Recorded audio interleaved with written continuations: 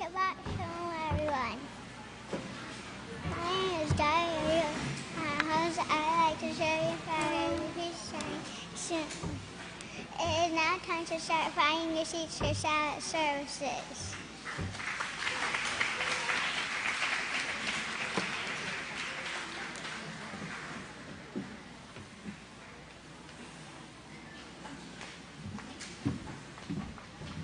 Shabbat Shalom, everyone.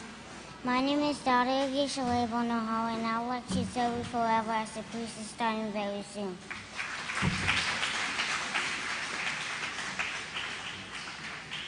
It's a privilege and honor to present to you the sons and daughters of Yisrayl now entering the sanctuary.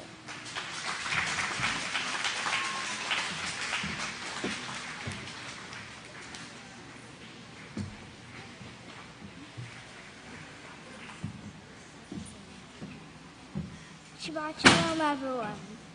You may be seated. My name is daughter of Yisrayl. Welcome to another House of Yahweh women's presentation. Today's theme is This is the Only Prophesied Place. So pay attention and be ready to take notes as you are educated from this only prophesied place. It is a privilege and honor to present our first speaker, Shemaria.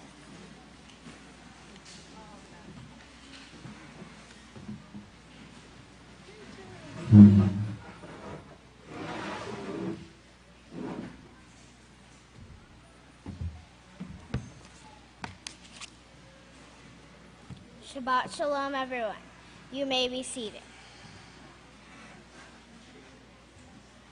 Today my title is How Do You Know This is the Only Prophesied Place? Please turn to page 696 of your book of Yahweh, Mosiah 3, verse 7.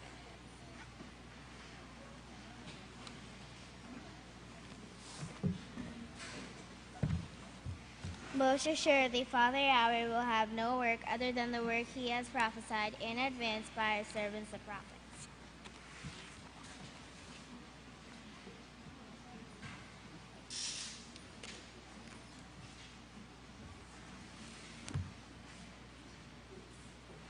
Here it speaks of one work which is singular, meaning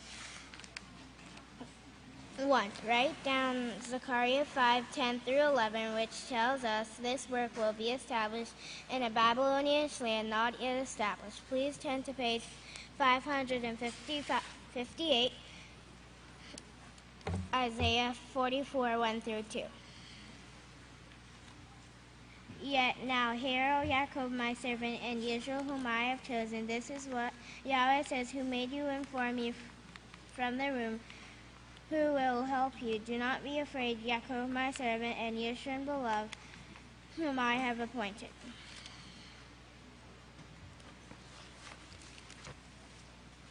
So we know the names of the two witnesses.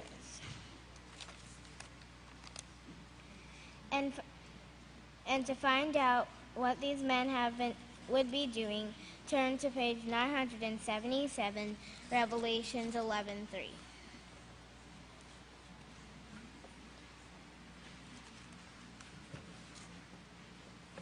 And I will give to my two witnesses to perform the prophetic offices, and they will foretell the events about the 3.5 years, those cast out in darkness.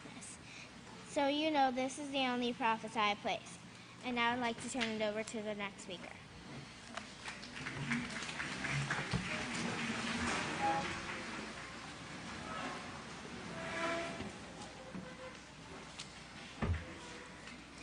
Holy Father Yahweh, this is your daughter Mackie coming under my head.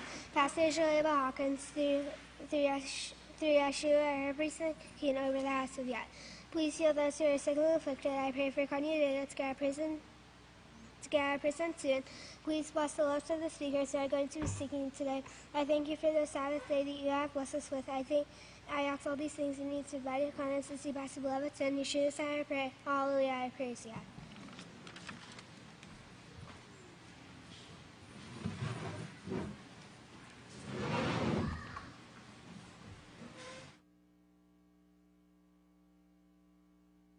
Shabbat Shalom, everyone. You may be seated. Attention, everyone. There is a speed limit on the House of Yahweh grounds. This applies to everyone, whether you are driving a vehicle, a golf cart, or even a bicycle. This campground rule of 10 miles per hour is for the protection of everyone on the grounds, including you, the driver. Please slow down. Attention, all girls. Peaceful Solution Training Center parents, teachers, and students. We invite you to a very important meeting next Sabbath, Abraham 15, in meeting room number 4, from 3 o'clock through 3:45 p.m. We look forward to seeing you there. Please be prompt. Did you know that education and prophecy books are still available at the South Office for a special discount donation? Get your memorable copies while supplies last. We are using them in the morning 1-cent Sabbath classes now and during the upcoming feast. Sisters, are you wanting more jewels in your crown? Please join us in the sanctuary at 1:30 p.m. today, if you are not already scheduled for another duty. Come and enjoy righteous fellowship and help to spread Yahweh's message to the world, as well as add beautiful jewels to your crown. This Sabbath, enjoy dinner and supper today at the White Buffalo Dining Center. For dinner, we will be serving shepherd's pie. For desserts, we will have chocolate cake, cheesecake, vanilla or chocolate cow ice cream, vanilla goat ice cream, okie shortum. The cafeteria will close at 3 o'clock p.m. sharp and will reopen first day morning at 7:30 a.m. The men's and women's concession stands will open at 3 o'clock p.m. The evening meal will be served in the sanctuary only, starting at 4:45 p.m. We will be serving chicken salad plate, okie burgers, desserts, and ice cream. The concession stand will stay open until all are served. And with this, I'll turn over to the priest of the House of Yahweh.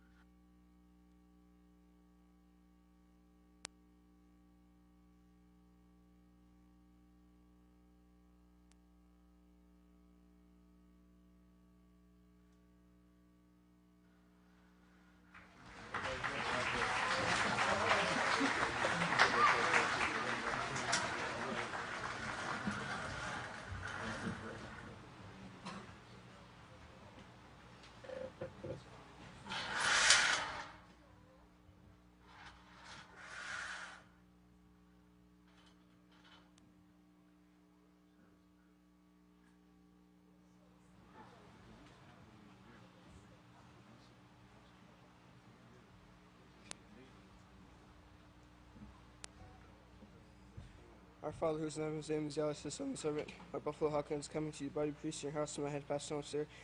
The great constable Hawkins, who is on the great priest, Hashem, Messiah, and Governor King. Please heal those who ask conflict at this time. Please restore us this day. Please us pass with the full use of this conscious mind connection with you, and with safety and protection keep our going. Please the members of the House of Yahweh and their families. Please help us to be a delight to others on the Sabbath. Please release Kanye Didia and all those who is teaching a peaceful solution at this time. Please bless refugees and others who are wanting to come to your house and are being held back.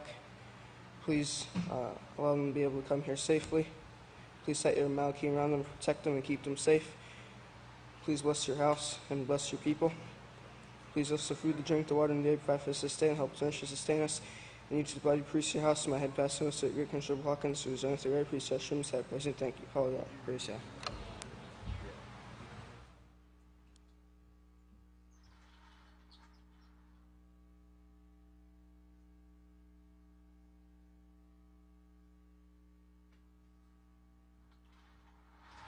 Raise your hands. Our Father, whose name is Yahweh, your servant, Deacon Shalom Hawkins. Communion too with the body of priests from our head, Pastor Yisrayl Hawkins, with your great high priest, Yahshua Messiah. Our Father Yahweh, we ask for your guidance and inspiration and protection every minute, second, hour, day. Please help us to overcome. Please make us how you want us to be, because that's how I want to be. We ask that you bless the lips of the speakers who will be speaking this day, and also may this incense be found acceptable before you, along with the prayers of your saints here and scattered abroad. We ask that you look on those who are sick and afflicted this time, both mentally and physically. Please grant them speedy recovery and healing, and also those who are incarcerated by the beastly governmental system who want to worship you but they can't come here right now. Please strengthen them, Father Yahweh. We praise you, we bless you, thank you, we love you. We ask all these things in unity with the body of priest, my head, Pastor Yisrayl Hawkins, the great high priest, Yahshua Messiah. Hallelujah. Praise Yahweh. And now I'll turn it over to the queens of the House of Yahweh. Shalom, everyone. You may be seated. Today, we're here to deceive you. Yes, we are here to deceive you. Oh, wait a minute.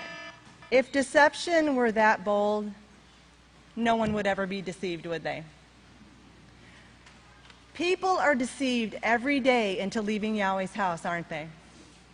Some people are deceived into not even coming at all, aren't they? Some people are born into deception. Some people come find the truth, and then deception pulls them out, right? Okay, I want everyone to really take notes today, because we have 14 speakers lined up to prove to you that there is no other work on earth except the work of the House of Yahweh in these last days. Okay? Now, if you take note and you really, really keep these things to heart, there is no way that subtle deception will pull you out of this great house and take your reward that Yahweh's offering you. Remember, many are called, but few are chosen. And at this time, without further delay, I'd like for you to stand and welcome our first speaker.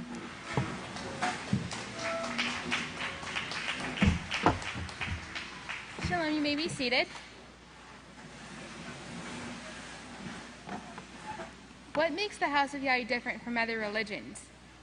The House of Yahweh was established by the two witnesses in the year 1983 and the chief of the nations.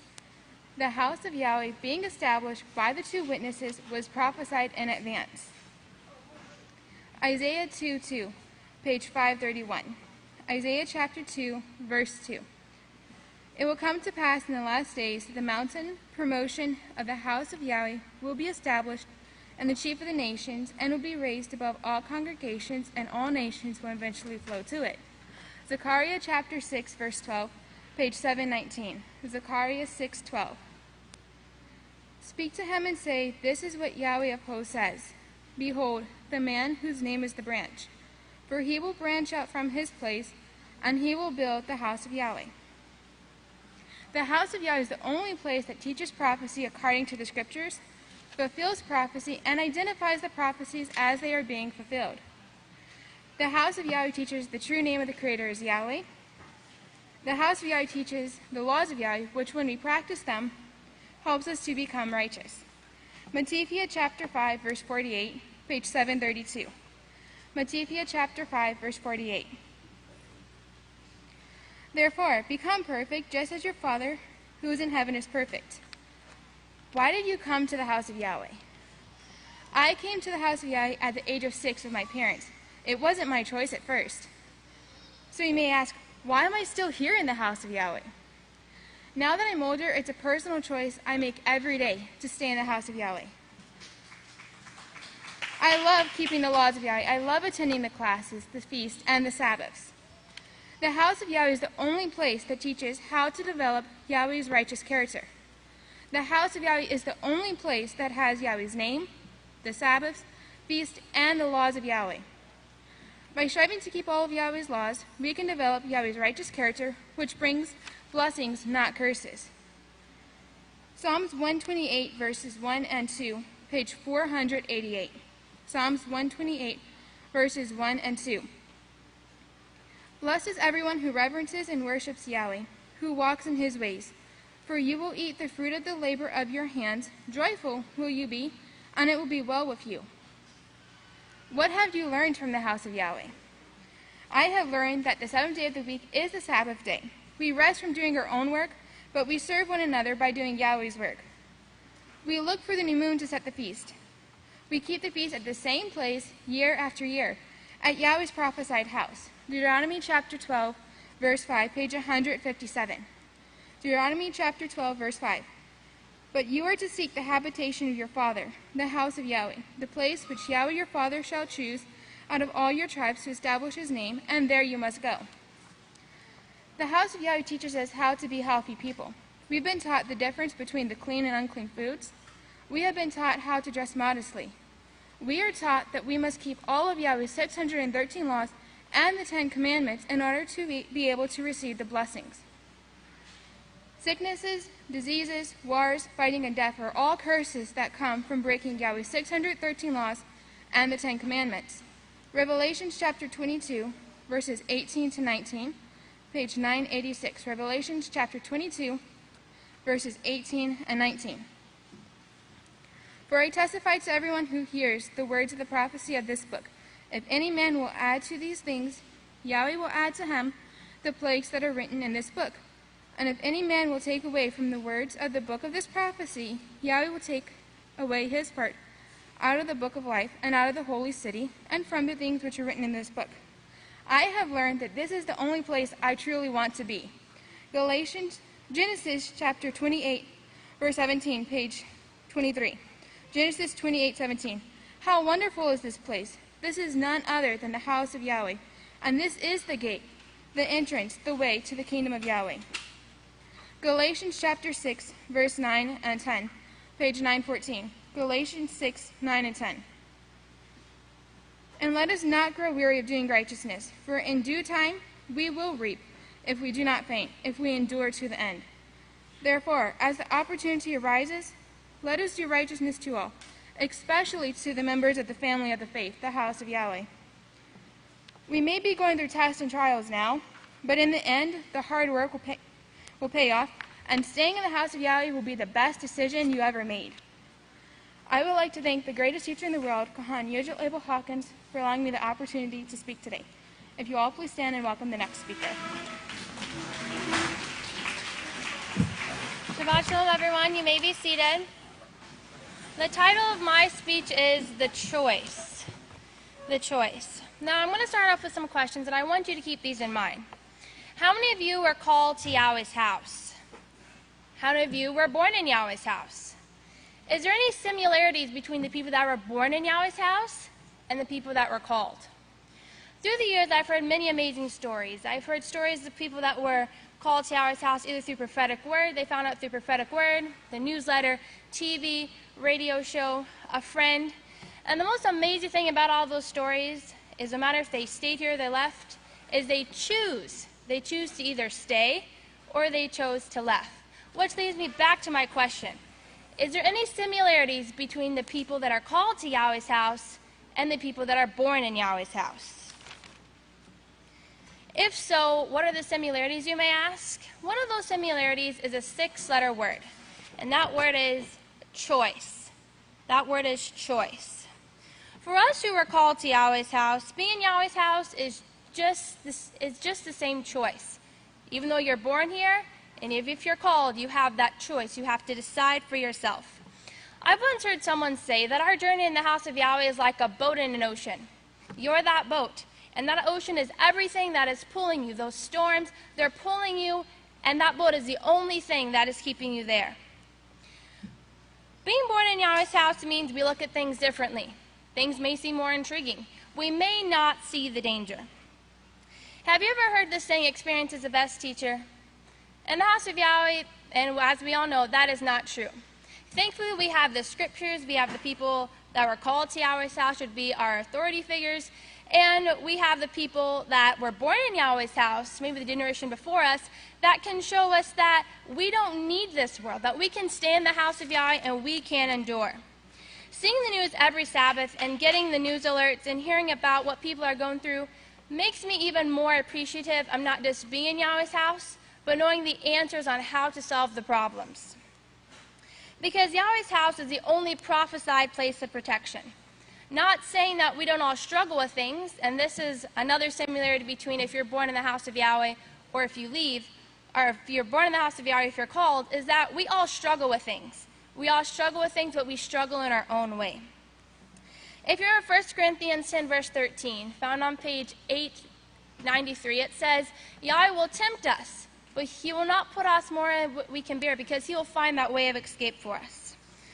We all know this is an amazing opportunity, and it comes with amazing benefits. But before we can explore them, let's actually see why we're here, which leads us to our purpose. What is a purpose? A purpose is one having intention or an objective. Now, when looking for your purpose, why are you here in the house of Yahweh, these are some questions you may ask. What is important to you? Do I find joy in studying Yahweh's way and understanding his plan? And am I involved in Yahweh's work? Now, these answers can only be answered by you. No one else can find these answers. In the 8th book of Israel, part 1, chapter 7, verse 84, Pastor says, Yahweh gave you the right to throw your life away if you want to. In fact, he says that you've got to make the choice. He's not making the choice for you. He says, choose righteousness, but you've got to make the choice to do so. Back to that word choice.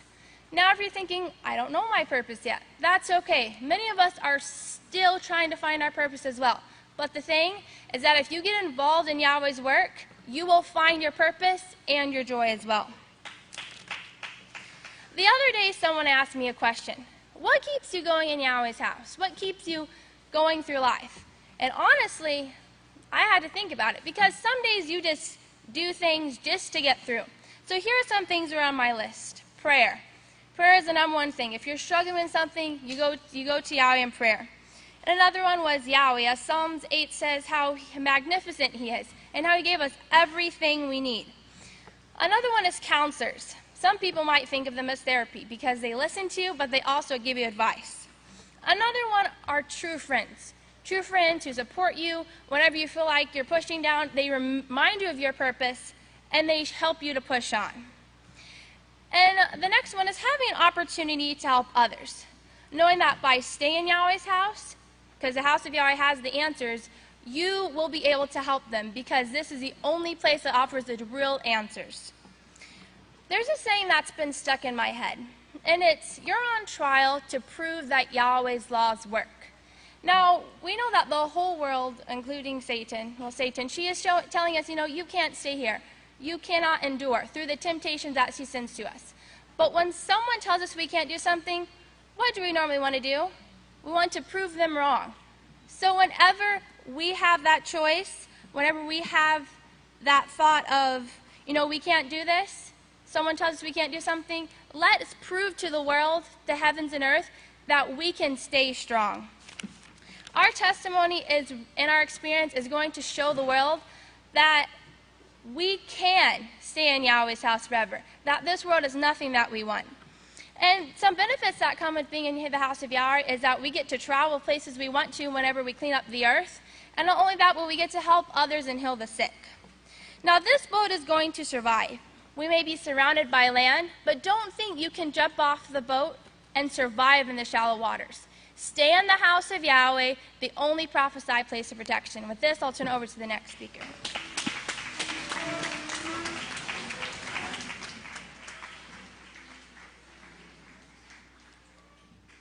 Shalom, everyone. You may be seated. My title today is Only One. Many today throughout the world believe that all churches and all religions are right.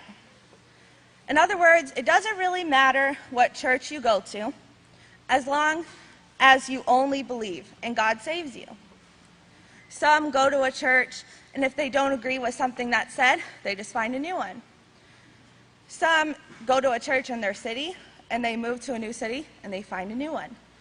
Some never even step a foot in a church, but claim to believe, and they believe that they're saved. The Holy Scriptures does not teach an only believe way to salvation. The more we study and the more we learn from Yahweh's house, we see that the teachings and the choices which are popular and customary in the world are the teachings of Satan. There is only one prophesied place in the last days where we are to go to receive truth and worship Yahweh. And Mosiah 3:7 says, "Most assuredly, Father Yahweh will have no work other than the work that he has prophesied in advance by his servants, the prophets." The house of Yahweh is the only prophesied work in these last days. In Isaiah 2:2, it says, "It will come to pass in the last days that the mountain promotion of the house of Yahweh will be established in the chief of the nations and will be raised above all congregations, and all nations will eventually flow to it." We've learned that the chief of the nations means the United States, which is the strongest nation in the world. And in Zechariah 5:11, I'm just going to quote a part. It says, "The standard of perfection sent by Yahweh's laws in a Babylonian land which does not yet exist." The Babylonian land is the United States, where Yahweh has chosen to place his name and his work in Abelin, Texas. The prophesied place is where we are commanded to keep the feast and come for instruction. Deuteronomy 12:4 says, "But you are to seek the habitation of your father, the house of Yahweh, the place which Yahweh your father shall choose out of all your tribes to establish his name, and there you must go." And I'm sure you're all thinking in your minds, yes, these are the prophecies about how the house of Yahweh is established, where it's established, and we know these things. But how do we know these things? Through our great one sent. Through our great overseer, we know that the house of Yahweh is the only place where we are to come to keep Yahweh's feast. Without the prophecies and our great overseer, we would just think the house of Yahweh is another church, and we'd be still going to and fro searching for the truth. Because we have been taught by the one sent, we know these prophecies. But here at the house of Yahweh, we don't just learn the truth or how to make right choices. We get to practice it every day. And not just that, we get tested on practicing it every day. The tests, they can get hard, right? And the decisions sometimes we're faced with, they're not easy. The right choice is not always the easy one. But when we're faced with these tests, we're feeling the heat, we're practicing what we've been taught, we have to make sure in our minds that the house of Yahweh is the only place that we ever want to be. You know, in the world, if you don't agree with something your preacher says, you don't get along with the people at your church, you can just find a new one. There's a church on every corner. But the house of Yahweh, it's the only prophesied place that has salvation, that offers protection, that teaches us how to live forever, how to have peace, how to have lasting health. The house of Yahweh is not a church. Every day we have to believe this in our hearts and remember this in our minds. Through every hard test, every stepped on toe, and every difficult situation we go through, we have to remember that this is the only place that we ever want to be.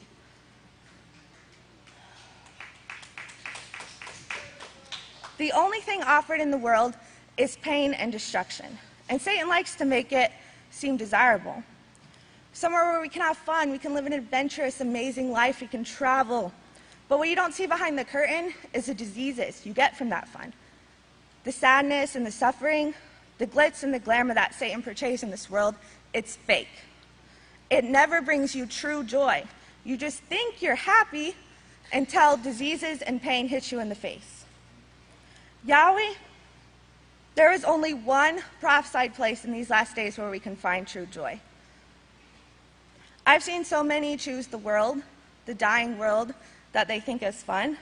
It's our choice every day to choose Yahweh and his house or Satan and this dying world. We are going to be faced with tests. We're not always going to get along with each other. Sometimes we're going to make difficult choices. But we have to always choose to remain here forever. The house of Yahweh, it's made up of people. But more than that, it's made up of people choosing righteous choices. People choosing to keep Yahweh's laws. People choosing joy and true lasting health. When we're having tests, that's the time when Satan is trying to pull us out the most. But we have to set our minds in advance that no matter what comes our way, that we will always remain here forever. That every decision and choice we're faced with, we'll always choose Yahweh first. We'll choose to keep his laws first. That the righteous choice is our only choice. So, what will you allow to separate you from the blessings that Yahweh offers at his only prophesied house? The choice is yours. And with that, I'm going to turn it over to the next speaker.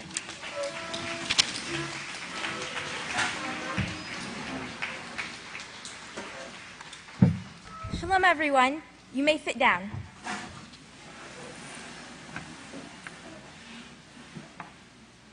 A long time ago, the devil was going out of business and was offering all of her tools for sale to whoever would pay her price. On the night of the sale, the tools were attractively displayed, and a bad-looking lot they were. Malice, hatred, jealousy, deceit, and all the other implements of evil were spread out, each marked with its price. Apart from the rest lay a harmless-looking wedge-shaped tool, much worn and priced higher than any of the others. Someone asked the devil what it was. "That is discouragement," was the reply. "Why was it priced so high?" "Because," answered the devil, "it is more useful to me than any of the others. And once inside, I can use it whatever way suits me best. It is so worn because I use it on nearly everyone, and very few people know that it belongs to me." It hardly needs to be added that the devil's price for discouragement was so high that it was never sold. She still owns it and is still using it today. She still uses it on us every day because she knows we are striving to do our best and overcome. She attacks us because she knows this is the only prophesied house of Yahweh, and if she can discourage us enough, she can destroy us. When Satan uses this tool of discouragement on us, we need to have a strategy so we can defy her plans and usher on Yahweh's marvelous kingdom.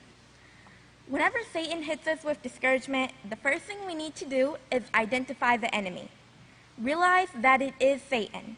And when she uses someone or something to discourage us, she is trying to get us on her side. We are the only prophesied work, and we can never side with Satan. As small as discouragement seems, it is her best tool, and it can pull us out of this work if we let it. We have to say, as Yonah 1:9 says, "I am a Hebrew and I reverence Yahweh." The second step for coming out of Satan's trap of discouragement is to recognize our tools. Yahweh gives us tools that are far more powerful than Satan's. But not only are Yahweh's tools more powerful than Satan's, they are absolutely free. We don't have to pay for them. Yahweh gave us his laws to guide us, the book of Yahweh to strengthen us, the greatest teacher in the world to teach and inspire us. Yahweh also gives us a direct line of communication to him if we are choosing righteousness. Now that we have realized Satan's tool and we have recognized Yahweh's tools, we have to use them. The third step is to make use of these magnificent tools. We can't let them get rusty.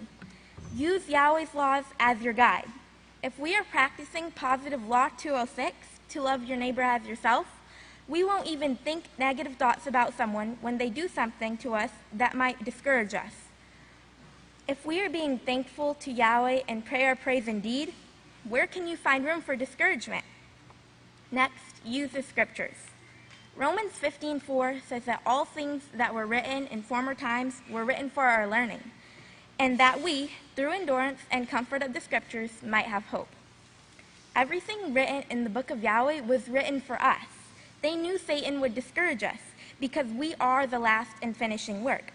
That is why the prophets and apostles wrote uplifting and encouraging scriptures for us. When you're feeling down or sad, think of Ecclesiastes 3:11. He makes all things beautiful in its time. And Psalms 118 verse 24 says, "This is the day Yahweh has made. I will rejoice and be glad in it."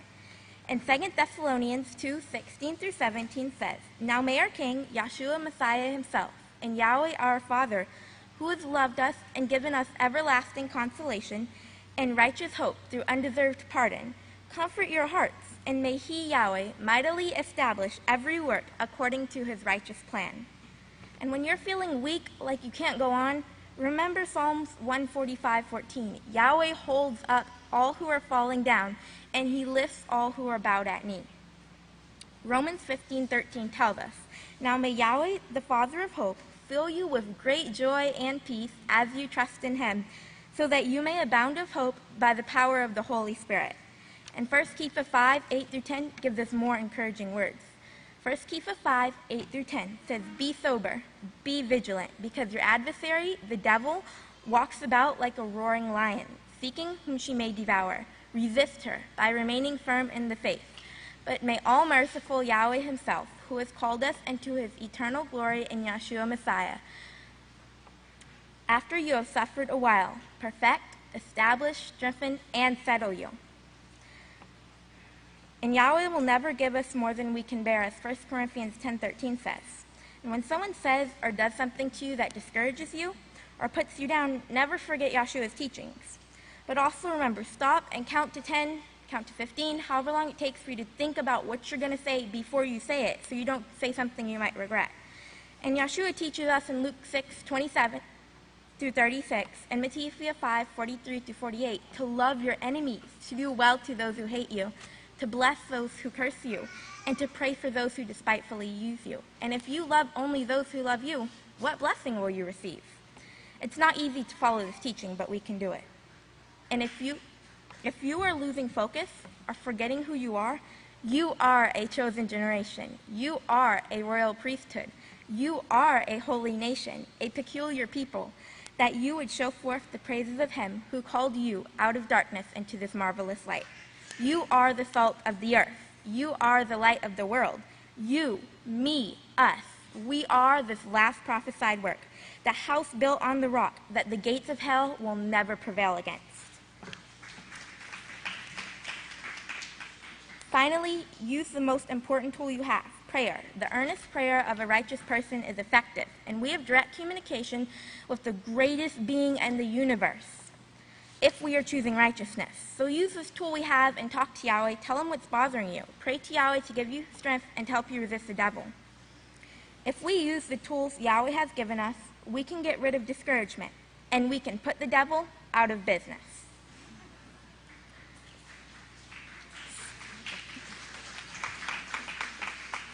So we can continue pushing forward this amazing work we are a part of. Quoting Jacob and Genesis 28:17, "How wonderful is this place! This is none other than the great house of Yahweh, the gateway to the kingdom of Yahweh."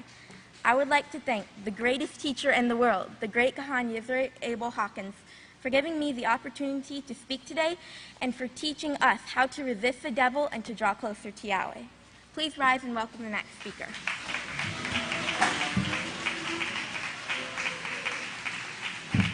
Shalom, everyone. You may be seated.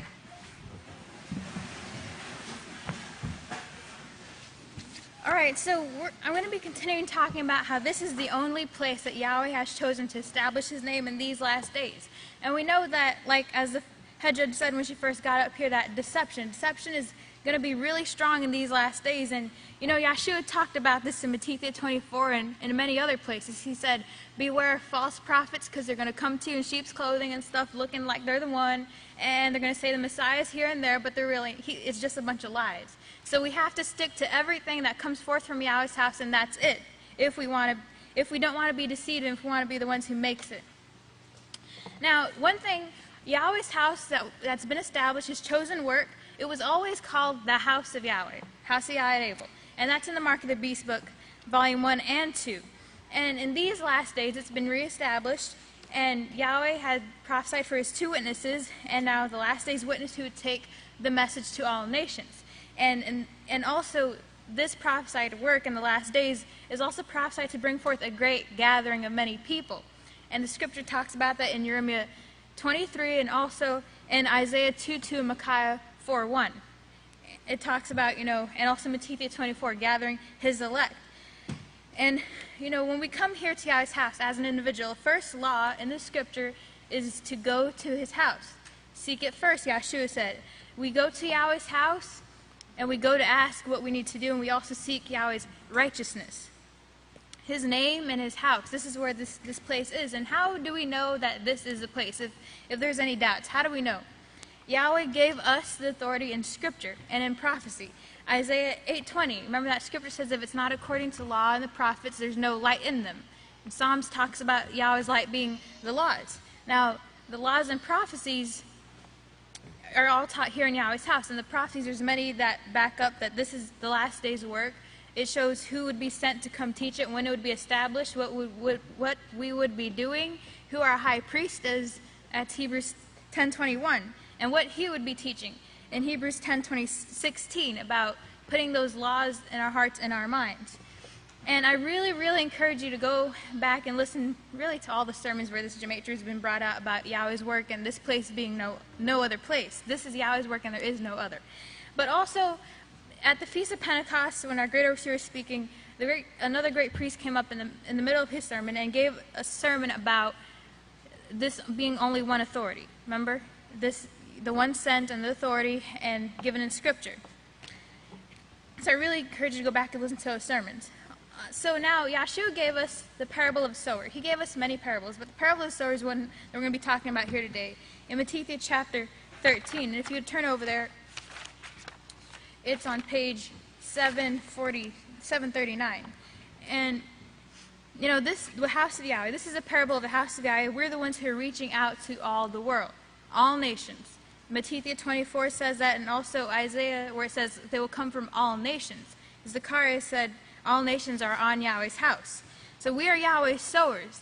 We're the only proof that's bringing forth Yahweh's laws and his name and according to prophecy. All right, so Matthew chapter 13, verse 3, Yahshua, then he spoke many things to them in parables, saying, behold, the sower went out to sow. And we know in these last days our sower is who? Yes, the one sent, Yisrayl Hawkins. And as he sowed, some seeds fell by the wayside, and the fowls came and completely devoured them.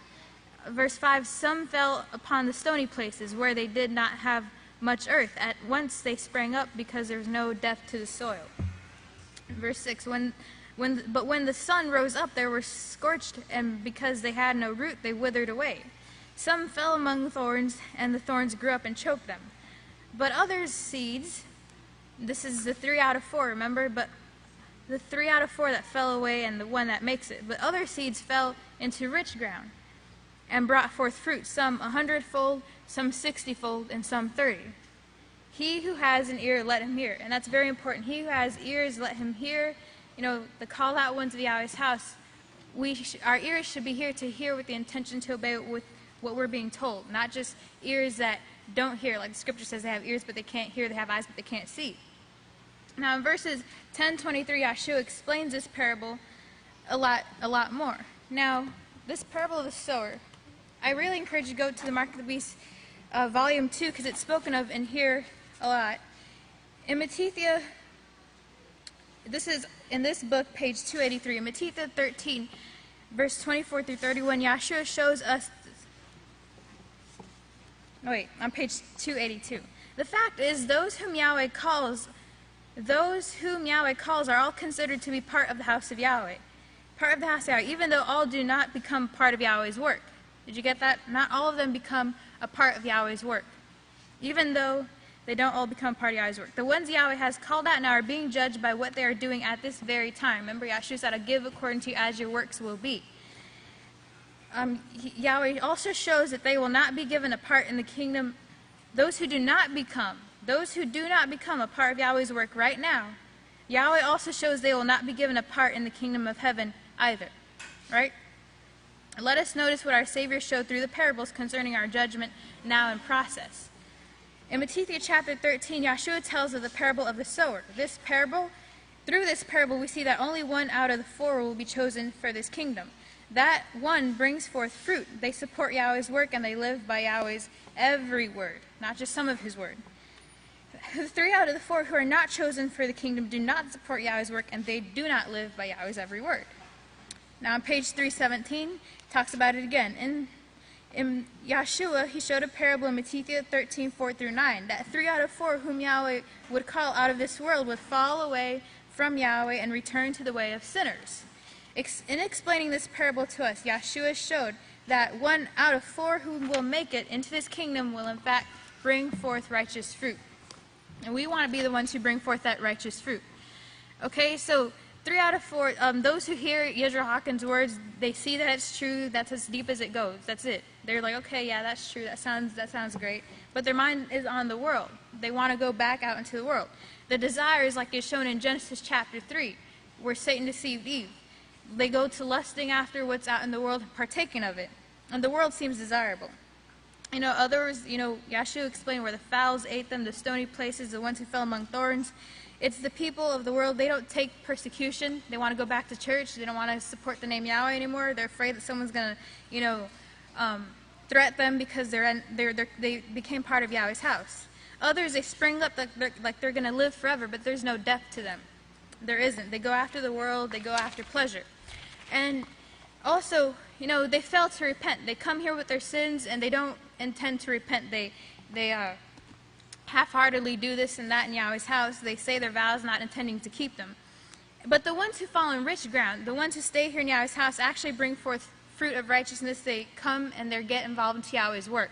And that's what we want to be, each and every one of us. All right? So don't be surprised when the 3 out of 4 fall away.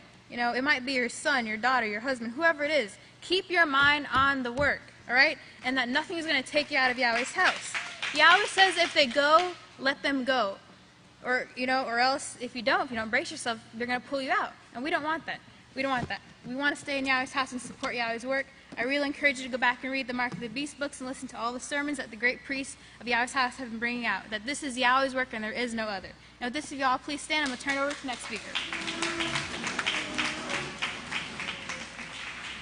Shabbat Shalom. Y'all may be seated. May the peace of Yahweh be with each and every one of you. The title of my speech is Why I Smile. So I've been getting this question quite often, and the short answer is because I'm in the house of Yahweh. Now, I'll give you the medium answer. I was a part of the 4,198 deceived religions. And the House of Yahweh established booklet, it speaks about these religions. And on pages 3 and 4, it talks about these sin-sick religions teaching to just accept JC as your personal savior and you're instantly saved. Sadly, I was one of those people who believed that. My sister had invited me to this church one day, and they have the singing and dancing, and the pastor says, come down if you want to be saved, and da-da-da-da. So I went down because I wanted to be saved. I was, looking for a way to change my life. So after services, I said, so what do we do now? And she said, well, we follow them, and, they'll take us somewhere, and they'll talk to you about becoming a new member. So I went in there. In this room they took us to, and they had this, like 2 8-foot tables lined up, and they had this huge fruit platter, and they had juice and cookies and all these things, and I was like, this is it. I'm joining, because they had pineapple and strawberries and kiwi, and I thought that that was the place for me. Sadly, it wasn't, because the questions that I had, they still could not answer them. Even with the nice fruit platter and the juice, they couldn't answer it. And all I wanted to know is, how do I change my life? It took a while, but I was searching. I was joining different organizations for mentorship, and I was doing different things, and that wasn't it. So I heard about the name of Yahweh and the feast, and I was like, okay, this is it, I think. I wasn't quite sure, but I had what I like to call the scary movie syndrome. It's when on scary movies somebody will hear something and then they'll go check it out, and it doesn't end well for them, but it didn't end well for me a lot of the times, but this time it did, because I wanted to check it out. So I said, okay, how do I find out? I Googled feast, and I Googled the name of Yahweh, and the House of Yahweh came up. So I was like, okay, I'm on the right track. And then on the same scroll of Google, it was saying Abelin, Texas. It was saying cult, Yisrayl Hawkins, leader, and I had all these negative things. So I said, okay, I don't want to read that. I'm going to go straight to the source. I'm going to go to Yahweh.com. So I went to Yahweh.com, and it spoke about the feast days and the House of Yahweh being in Abelin, Texas. So I said, okay, I wonder if this is in Scripture. So I asked questions to Yahweh. Okay, please help me to understand if this is really the place. So came across Deuteronomy 12:5. Seek the habitation, the place Yahweh chooses, and there you must go. You're obligated to go. It's not a church. You can't church hop. You can't, they don't call you down to the front. Like, you must go. And when you get there, what do? Deuteronomy 17:9 tells you to go to the priests, ask their decisions, and do those things. Don't go to the left or the right. And you can also reference 2 Samuel 20:18 to receive an answer, ask at Abel. And I am living proof today that Abel was the only place that gave me the answers to the questions that I had. I got the answers through the laws of Yahweh, and I also got the answers through the peaceful solution. Because even when I was searching, I was trying to understand why they were speaking so harshly and cruelly about this man who tells people the truth and who teaches peace. It didn't make sense to me. Well, a lot of things in Christianity doesn't make sense, but this one, it really didn't make sense. They were comparing him to Scarface. They were comparing him to David Koresh. They were saying, he might become violent one day. And I'm like, how can a violent person teach peace and teach the truth? So I got the prophetic word, and at the very top it says, we tell it like it is, like it was, and like it will be. And I said, that's it. That is why they're trying to villainize him, because he is telling the truth. And Satan doesn't want that. She wants you to stay in that deception so that she can continue to do her job, which is to kill mankind, which we know, if you're studying, if you're following the teachings of our great teacher, that will not occur. She doesn't win, but she keeps going. She knows the plan, but she keeps going. So I said, okay, the prophetic word. I wonder if Scripture talks about the prophetic word. And guess what? It did. I came across 2 Kepha 1, verse 19. We also have the prophetic word made more sure, which you do well to heed, listen to with the intent to obey. So there you go. The prophetic word was in there. And also I came across Isaiah 2:2 and Micaiah 4:1, the mountain, the promotion of the house of Yahweh.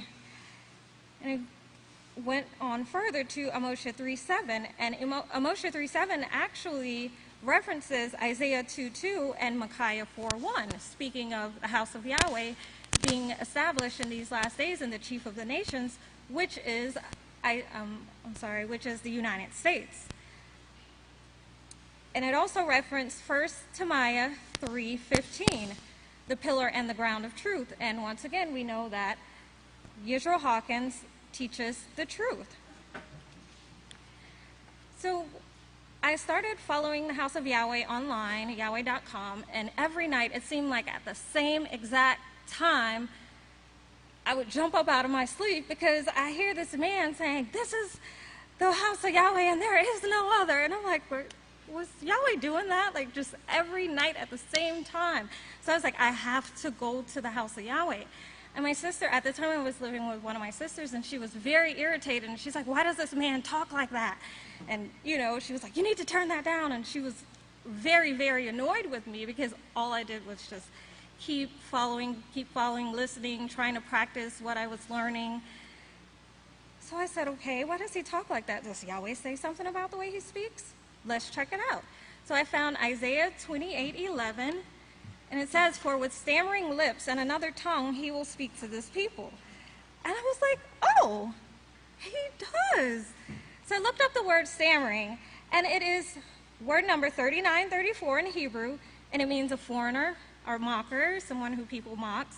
It's to deride, and that means to laugh at and scorn, to speak unintelligibly. And we know that, you know, the news media and all these people try to, you know, scorn pastor for the way he speaks or the things that he's teaching. But Yahweh also tells us in 1 Corinthians 1:26-28 that not many wise or noble are called, and Yahweh chooses the foolish things of the world to confound the wise. So this is why I smile, because I am no longer deceived. My pastor does not lie to me. He does not say, "Oh, just believe, but don't do any works." And I just want to give you all something to smile about. Y'all have your pens ready? I want you to write this down. The next time you're struggling with something to smile about, I want you to say, "This is the place, the great house of Yahweh, the gate to the kingdom, and there is no other place prophesied." And with this, I'd like to turn it over to the next speaker.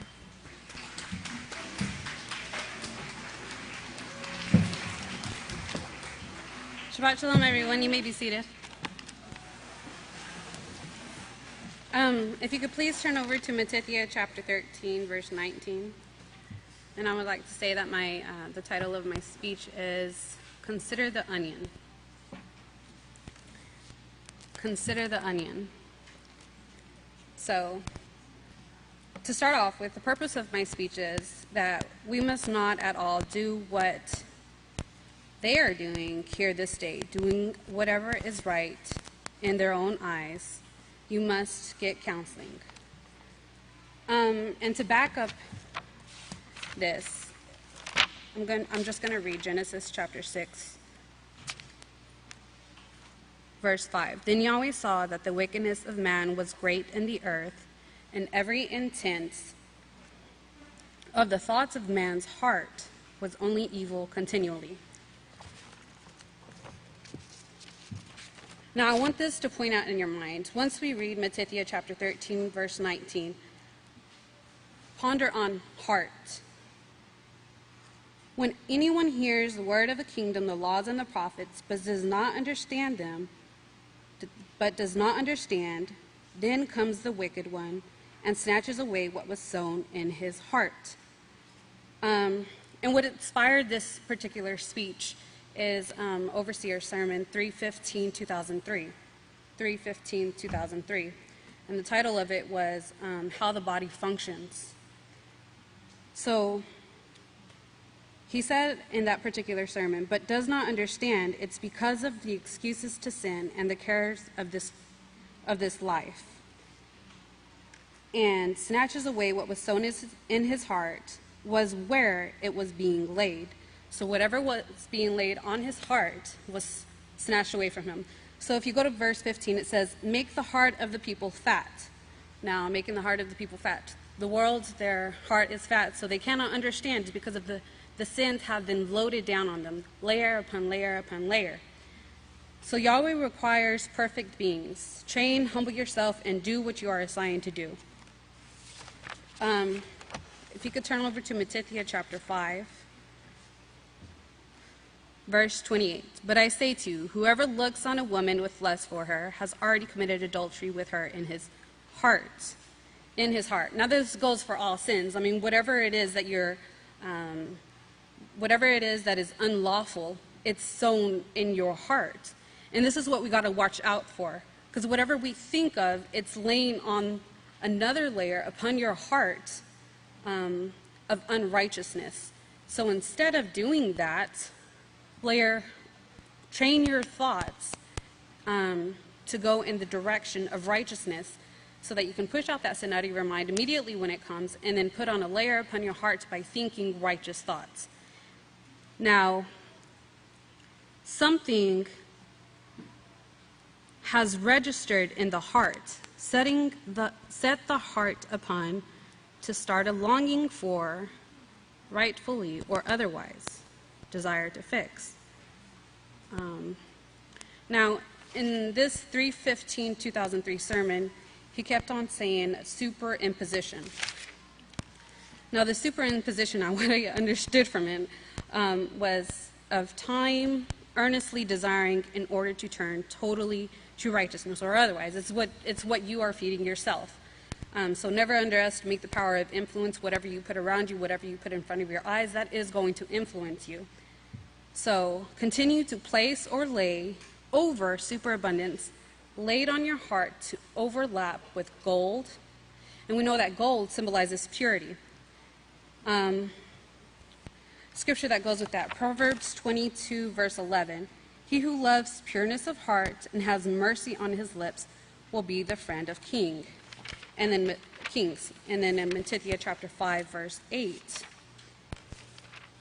it says, blessed are the pure in heart, for they will see Yahweh. Now, this all has to do with our heart, but it also has to do with our thoughts. Now, what's interesting is I found an article that says practice and thinking rewire the brain. Okay. All right, so I'm going to read off a few parts. It says, do I need to move this closer? How do I need to read this? Okay, I'm just going to take it. This is from bigthink.com. Practice and thinking rewire the brain. So in 2007, Harvard Medical School conducted a study with volunteers in a lab who were asked to learn and practice a 5-finger piano exercise. Now, this is just an example. A neuroscientist instructed half of the volunteers to play as fluidly as they could, trying to keep the metronomes 60 beats per minute, 2 hours a day for 5 days. The other half were instructed to merely think about practicing the piano, holding their hands still while playing the music in their heads. At the end of the 5 days, both groups underwent a transcranial magnetic stimulation test. So it's just a test, which enables scientists to infer the functions of neurons. Now, neurons are just a bunch of cobwebs, and are not cobwebs, but little patches that are connected with synapses, and these synapses have microtubules. This is also found in There Is Someone Out There book for your notes. The test results showed that in both groups, the stretch of motor cortex devoted to these finger movements took over surrounding areas. The finding was in line with a growing number of discoveries showing that greater use of a particular muscle causes the brain to devote more cortical growth to it. Practice rewires the brain. Again, practice rewires the brain. More startling, however, was that the same region of the brain had expanded in the volunteers who merely thought about playing in a disciplined way.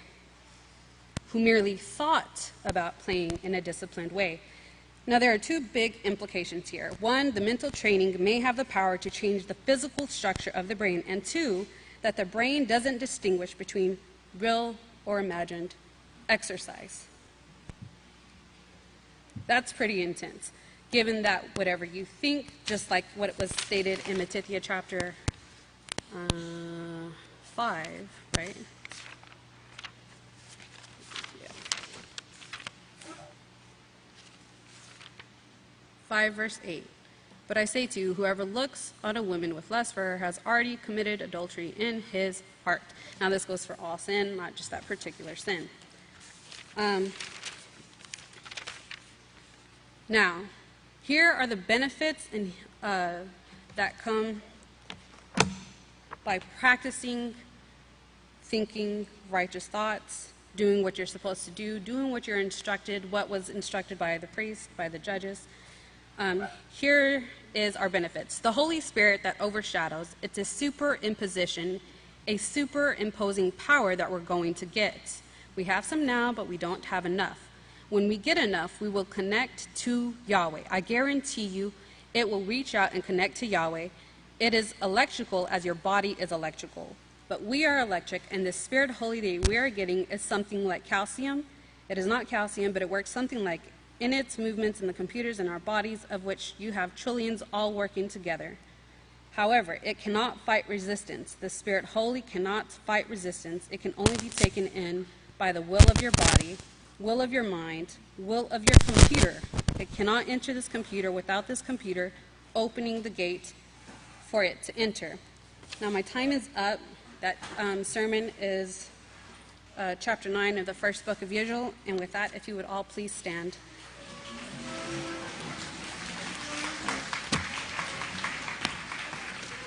Turn it over to the next speaker.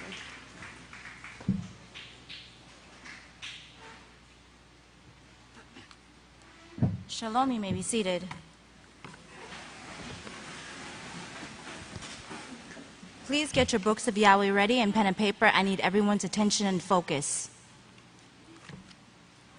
Before I begin my speech, I would like to give a nice Shabbat Shalom to the countries overseas, everyone, specifically Ghana, Nigeria, Kenya, Cameroon, Liberia, Canada, and all over the United States who are keeping the Sabbath day holy with us today.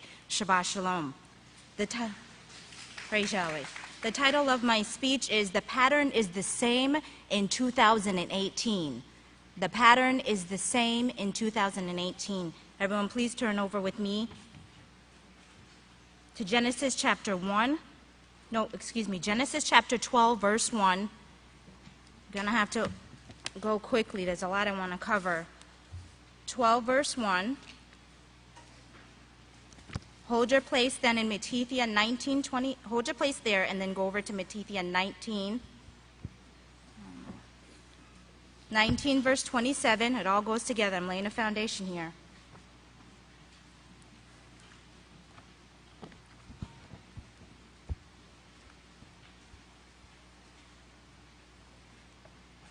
Okay, let me start. I'm not going to tell you something that you don't already know. I'm going to bring what you know to your remembrance. In Genesis chapter 12, it says, "And now Yahweh said to Abraham, get out of your country, from your kindred, and from your father's house, to the land I will show you." You turn over with me now to Matthew chapter 19. Now the same pattern with the apostles.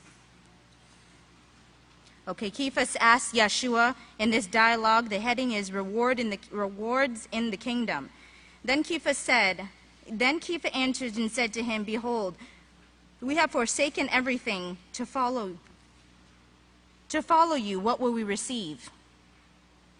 And Yeshua said to him, "Truly I say to you, in the messianic restoration," everyone circle that, that's important. I'll get back to that. The messianic restoration, when the Son of Man will sit upon the thrones of glory, you who follow me will sit upon the 12 thrones, judging the 12 tribes of Israel. Now everyone will go over to Galatians chapter 3, verse 29. And he says, "If you are as Messiah, then you are the seeds of Abraham, heirs according to the promise." This sermon was inspired by a class that I did on the 4th book of Israel. If you don't have it, please go get it, study it, and dig in. It's important. The foundation I just laid for you is that Abraham and also the disciples came to this established place. Why? In character unit, page 4, it says, positive and negative character depends on the following: genetics, family values, kindred, family, values, influence, experience, choice, and environment. The environment that Abraham was in was not conducive to him fulfilling his purpose that Yahweh wanted him to do. He was to be a priest and prepare a people. In the same way, you were called to this house because your conditions were not conducive to what you need to be as the saints of Yahweh, the bride, the savior of mankind. This is our job here. I want to go over some of the promises. I want to inspire and motivate you. You're not warming chairs. You're being taught to be leaders. You're not warming chairs. You're taught to be leaders. One of our jobs that will be given is in Revelation 20, verse 6, resurrecting the dead. Please remember think about how important that is. That's not a small project. Okay, on page, if you don't have this book, forgive me, I got a lot going on here. Okay, I've been having sleepless nights over this. So, okay, 4th book of Israel on page 177, verse 7 and 8. You are the hot topic, not Pinterest, not Google, not Snapchat, not any chat. This is where the action is, right here. Check this out. Some of those ancient patriarchs, Abraham, Isaac, and Jacob, remember what the Pharisee said to Yeshua? He said to them, don't even think that because Abraham, you say Abraham is our father, that you're free. You didn't do the works of Abraham. Everyone sitting in this chair to do and perform the works of Abraham. He said some of these ancient patriarchs went to sleep actually looking forward to meeting you. Not Rihanna, not Drake, not whoever, Cardi B, Mini-Me, whatever. They went to sleep looking for you.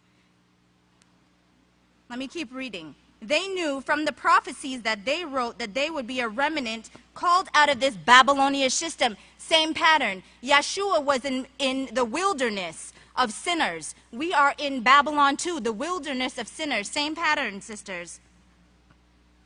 And show the same thing that they practiced, okay? They marveled when they saw these prophecies. They knew that they would be a people like themselves.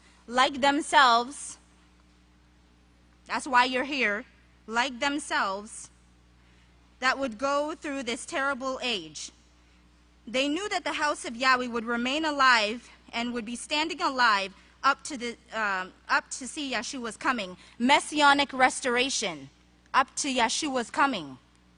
To watch Yeshua, we will be rejoicing at that coming. They knew that they would be the one putting the flesh.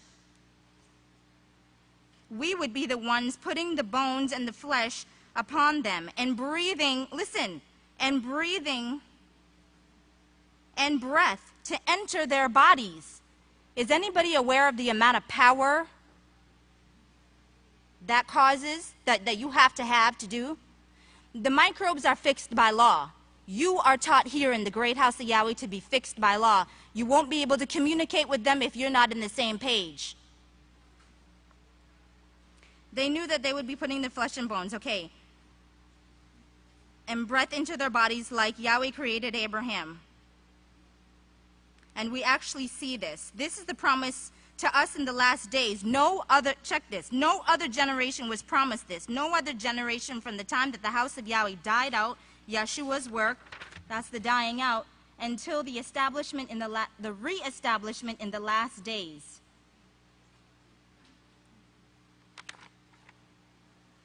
In these last days, knew Yahweh's beautiful plan. Okay, you have an obligation to Yahweh. Let me read you what your obligation is. In the 3rd book of Israel, this is why you're sitting here at the place. 3rd book of Israel, that's the sealing of the saints. Back in the days, dust off your books, get them out, start studying, feeding Spirit Holy. 2 things that the overseer said that won't cause you to be deceived. Number 1, cod liver. If you don't like it and it's nasty, figure it out, get a candy behind it, do what you got to do. And then number 2, knowing the laws and the prophecies. That's what's going to keep you here. Us here, you don't want to be deceived. And there'll be no excuses because everything is recorded. It's going to be on the sea of glass. You can't say, oh, Yeshua, oh, Yahweh, blah, blah, blah. And he's going to press rewind, and he's going to be like, bam, candid camera. Remember when you did A, B, C, D, F, and G? Okay. Established. This is your purpose in the house of Yahweh, and this is why you need to remain. Established means to establish trust, steadfast, countenance, father. And it says it means teacher. You become a teacher of the law. Teach what the law teaches you. To imitate the Malik. That's why we're sitting here. To imitate the Malik, you are studying under. It means to be steadfast and trustworthy. Sisters, endure to the end, fight to live. And with that, I hand it over to the next teacher.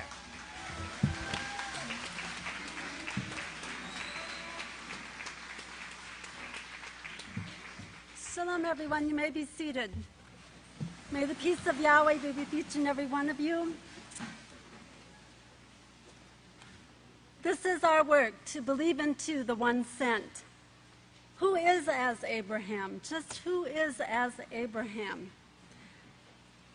One day this week, I was thinking about Abraham. You know, we're in the moon of Abraham.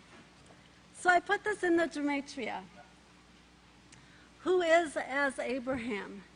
And you see pastor's birth date there? The overseer is as Abraham. Now, have you ever done something over and over and you just, all of a sudden something is shown to you and it's like, why didn't I ever get that before? All this while I didn't really get the connection. Well, it's with gematria. I'm going to show you these here 4 numbers, and we're all familiar with these numbers. They're tag numbers. You'll notice in the middle of that 1074, I don't have a number before that because that number can always be changed, but you can still always have 1074. But with 1074, you always have 179, always. Same with 828. You'll always have 138, but that other number can change. With the 322, you'll always have the 1932. And then there's another number. And this is going to be presented as another tag number of pastors. And you'll see that number that will always go with that 4610 is 1434. Now, I was like, how does that work? What's the connection there? I did a little math. That middle number, when divided by 6, will always give you that ending number. So I said, wow, I wonder if that other number supports what the middle number is saying. So let's go. 179 that goes with 1074 means it goes back to the word Abel. And in the Greek it means indissoluble, endless, permanent. The basis of the doctrine that leads to eternal life that's only found in the house of Yahweh, given to us by the one sent. Now the number 828, the number that goes with that, and remember that's pastor's birth date, is 138. It means worshiper of Yahweh. And in the Greek it means to take for oneself, to prefer, to choose, to taking for oneself the choosing by Yahweh. And it also goes to the number 142, means to take up and to expiate sin, or to totally get rid of sin. That is the work of the overseer in these last days, and that is the work that we're standing behind in support of. Yahweh raises up the branch so that it can be fruitful. Now let's stop here a minute. Where does the fruit grow on a tree? Isn't it the branch? Is it any wonder why he is termed the branch? The branch nourishes and feeds the fruit so that it may grow properly. Now, there is only one that can offer this fruit to Yahweh, and that is the one sent. He is the only one that can recommend which fruit he wants to take and give to Yahweh. When you're out in your garden or among your trees and you're picking your fruits, when you're going to get that first fruit, you look for the best, because that one goes to Yahweh. Well, it's the overseer in these last days is the one that's picking that best fruit, that first fruit, And he is the only one that's going to recommend us to Yahweh. So now the number 322 goes with 1932, which means to be, this one. And it also goes to the word 1931 where it says who, like you're asking a question, who? Well, in the Greek it gives us the answer. And it means suitableness, mildness, sweet, and reasonableness. It also goes to the word 1933. Now we know who was conceived in 1933, so this last generation could start. It means he'd be appropriate, reasonable, seemingly fitting, patient. And it goes to the number 1503 through the idea of faintness as a copy, a resemblance, like you're taking a copy of something. He's resembling Yahweh. Remember, he is Yahweh to us. We need to have that same resemblance. Thank you for your patience. And being Yahweh to one another. Is it not Israel Hawkins, the last days anointed witness, the one who's ordained to bring forth the message in these last days? Isn't he the image through whom we see Yahweh? Yes, he is. He is that image that helps us to see Yahweh clearly. So, going back to where I was with the numbers here,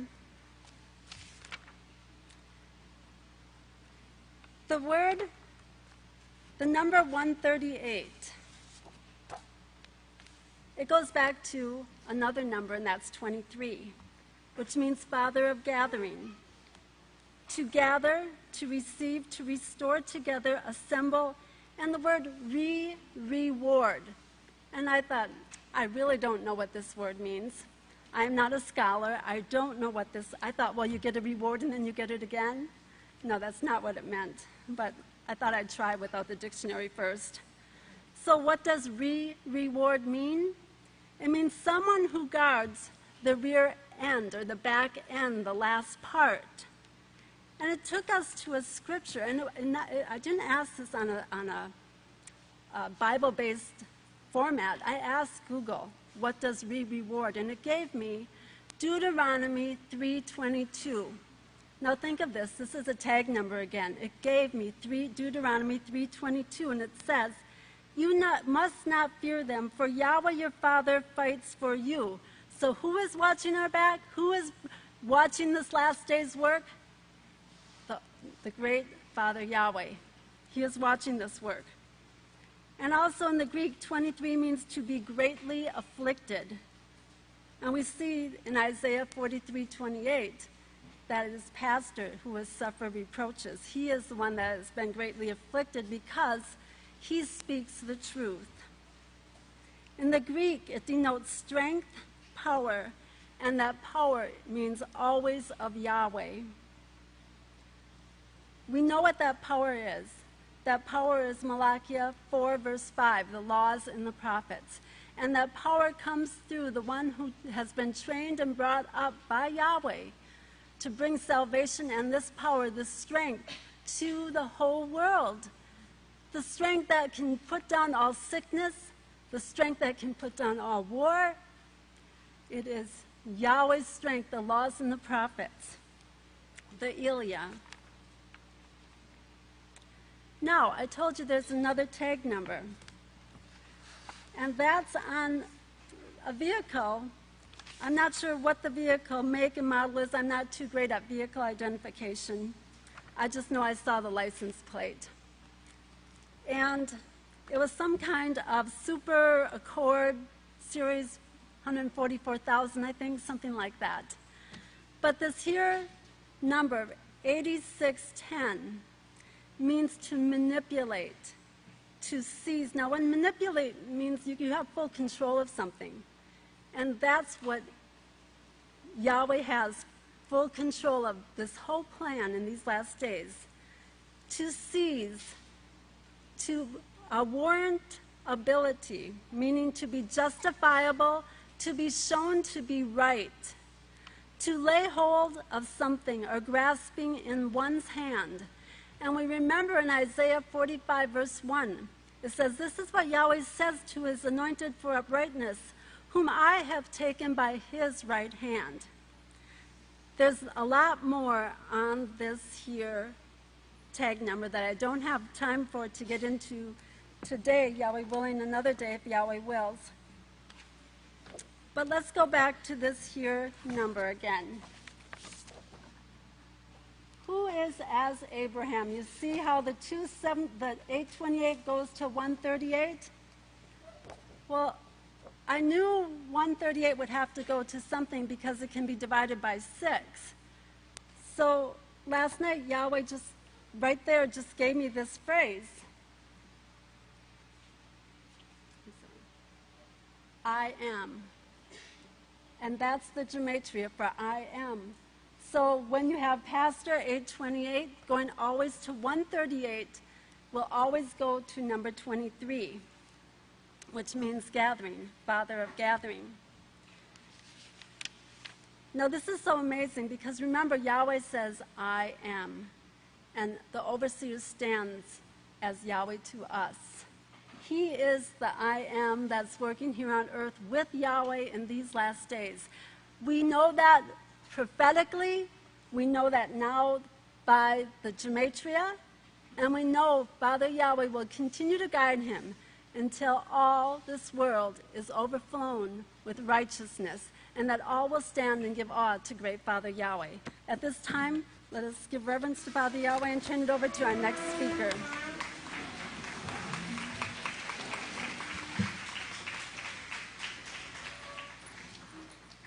Shabbat Shalom, great saints of Yahweh, the family of Yahweh. You may be seated. It's truly a privilege and an honor to be speaking before the called out saints of Yahweh. May Yahweh truly bless your understanding. The title of my presentation today is How Wonderful is This Place? How wonderful is this place? When I heard of the theme, that's exactly what popped into my mind the first time. So I want to begin by sharing a story. When I was a little girl, I wanted to know my Creator. I desired to know Him with everything in me. I didn't know Him. My parents were not particularly religious. We would go to church on Christmas, midnight mass, and Easter. That was our big show for the family. But I always wanted to push them a little bit more to go to a church and find out what the truth was. It just was something in me. Anybody else had the desire as a little child? Yes, I see lots of hands up. We know now that comes from Great Father Yahweh, right? So I remember I was an adult. I came to the Worldwide Church of God, and there was an elder, a preacher there, that gave a sermon once on 24 names of God. And that was the first place I heard the name Yahweh. And it was like one of those Texas goads, you know, that gets stuck in your clothing and you can't get it out. I couldn't get it out of my mind. I just kept dwelling on this name. So there was an elderly woman at that church, and she gave me this little card. You might be familiar with that. How many of you have ever seen one of these little cards before? That's my original card, and it says, "The Creator has a name, few know it, free booklet. Why aren't your prayers answered today? Call or write." And then it has the information on the back that says, "We have absolute proof that the words Lord and God are not the name of the Creator and were used by translations to replace the Creator's name." And then it gave 4 scriptures below to study. I thought, if I'm checking this out for her, I'm going to check it out for me too. So when I did, I read up and I got my "Why aren't your prayers answered today?" Now this is a pretty rough copy, but it is the original. And I was one of those people that had to go and prove everything. I wasn't satisfied just reading it in here. I had already left other organizations. I thought, how am I really going to find the truth? What is the truth? So I went to all those libraries and I found the resources that you couldn't check out. And I looked up where they had the Wycliffe Bible Encyclopedia, 1975, Volume 2, page 690. The name par excellence for the Creator of Israel is Yahweh, found 6,823 times in the Old Testament. I looked as many of those up in all the booklets as I could. Guess what I did at the library? I put one of these cards inside that page. Now, I believe there's somebody here today, Yahweh willing, there's still pillars in the great house of Yahweh, that found one of these cards in a library in Colorado and ended up coming to the house of Yahweh. This is the work of Yahweh. This is how Yahweh calls us and proves us fit for his great and awesome kingdom. I think that's very exciting. So as I'm doing my walk and I'm realizing all these churches don't know anything, and our overseer has taught us that means 666. All I hear in my head when I see that is sick, sick, sick. When you see 666, think 666, because that is what it's going to bring. Death at every corner. Death at every corner. This is what the world's way brings. Out of those 4,199 organizations, they only have 666 or 666 to offer you. And that is very important to remember. So as I was ready to come to the house of Yahweh in 1996, I couldn't make it Passover. I really wanted to be here. So we're sitting in Worldwide, my head and me, and he's got his King James Version, and I have the book of Yahweh open, and I say we're right on the front row. He says we really weren't that close, but I felt like we were. And here we are having a discussion while this preacher up there is talking about Passover. I'm saying, but look, right here, what it says in the book of Yahweh, right here. Now, they probably would have kicked us out after that, but it's okay because we left instead. And we were ready to be here by Pentecost, 1996. When we came to the house of Yahweh, we were in our little tent, and we were praying like this. We didn't even know. We had never stepped into the sanctuary. We were so new. We were in our little tent praying to our Father like this. I'm sure if people walked by, they thought, oh boy, that's some new people there. But that's okay, because we walked into this sanctuary. I still love to enter this sanctuary. Hot or cold, it doesn't matter. And I fell in love with it. I fell in love with the great house of Yahweh. And it wasn't just because of this beautiful building. It is a beautiful building, don't you agree? But it's also because this is the only place on the face of the earth where truth is taught. I proved it for myself. I proved it for myself. Many of you that are still here, that you were here before I even came, and all the new people that are coming now, you have proved this for yourselves. True or false? True. So what we have to do is hang on to that first love, as I like to call it. Remember when you would hear the words on the speakers, on the tapes, and you would weep for joy because of that truth that you couldn't get anywhere else? I know I'm not the only one that wept for joy at that knowledge. So that brought me to Genesis, out of the, fifth book of Israel. This is chapter 23, 102. The fifth book of Israel, chapter 23, 102. Genesis 28, 17. And he was afraid and said, that word is not afraid, it means reverent. He was very much in reverence of Yahweh and said, how wonderful is this place. He was in awe, he was cheerful, rejoicing and excited about it. This is none other than the house of Yahweh, and this is the gate, the entrance, the way to the kingdom of Yahweh. That is what we have to hold on to, that same cheer. Are you joyful and cheerful, rejoicing in the house of Yahweh? Through heat, through cold, through tests, through trials, when we bump into each other like ants and we have those conflicts, and whatever we go through, we are here to stay, because I could never imagine anything but keeping the laws of Yahweh. I may not understand all those numbers. I have a little trouble with them, but I never like math. But I do love the laws of Yahweh, and I love performing them. So now that you are here, and you young ones as you come up are proving this for yourselves as well, how do you be responsible and remain in the house of Yahweh? I have 3 simple but not so easy steps that you can follow. The first one is out of the responsibility unit, chapter 5, it's not a one-time thing. And it says here, being responsible, as I say, overcoming, enduring, is something you must practice and work at by paying attention to the choices you make and avoiding those decisions that could negatively change the course of your life. Those are bad scenes. You are working at maintaining your responsible, righteous character. So he gives us a recipe for success right here. The recipe for success, the first one, it's your main ingredient. When you're cooking, you always have a main ingredient. The first one is self-control, which means to stop and think and weigh the consequences of your actions. Self-control is not just saying, well, I didn't think. Everybody says, well, I didn't think. But what you didn't do is you didn't think about the consequences of your actions before you committed the act. True or false? True. So we have to think about those consequences. Okay, so this responsibility and this righteousness, self-control is that foundation to staying in the house of Yahweh. If someone lacks self-control, they will make irresponsible choices, right? They will. So the next one is C for consistent. C for consistent. This is where we're all still struggling to get to where we can say, I'll sin never again. I know we're striving for it. But to be consistent is to think and act the same manner all the time.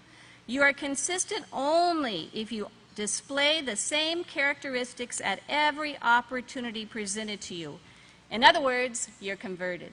Are we all committed to continuing to go on to perfection? Yes. So in order to convert, we also must become consistent, and that takes discipline. That's what we're working toward, is to become disciplined. This means the ability to control your thoughts and actions in order to establish a pattern of behavior. So it takes both self-control and consistency and discipline. You can throw a big dose of determination in there too, and determination means you're setting your mind in advance. That's right. So developing self-control goes hand in hand with setting your mind in advance. Getting your lessons, paying attention to your teachers. We're all trying to become what Yahweh wants us to become. We're all striving for that. I know as a little girl I wanted to know my Creator. I wanted to become what He wants me to become. So in the fourth book of Israel, Hebrews 10:21, and having a high priest over the house of Yahweh. The house of Yahweh, all of you sitting here, do you realize what a glory this is to have a high priest and have access to the Creator Himself through our high priest? None of the world has a high priest but the house of Yahweh. We're the only ones on earth who can get to the Creator right now. No one else has that ability. Yeshua is only over the house of Yahweh. And the house of Yahweh is the place that Yahweh chooses. Think about what a privilege it is to be able to go directly to the Creator through our high priest, Yeshua Messiah, and through Yisrayl Abel Hawkins. So do you agree? How wonderful is this place? Let's say this together. It was way back on 6/10/2007. I will wait on Yahweh, I will remain in His house forever, and I will not go out of my place. 1, 2, 3. I will wait on Yahweh. I will remain in the house of Yahweh forever. I will not go out of my place. And at this time, I'll turn it over to the next speaker.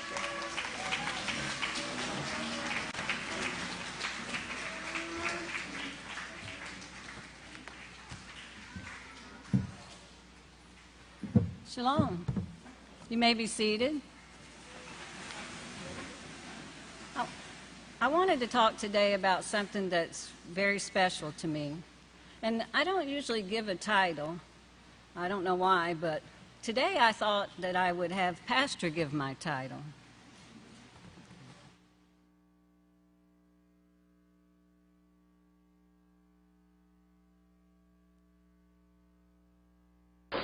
Say again? You want to say anything?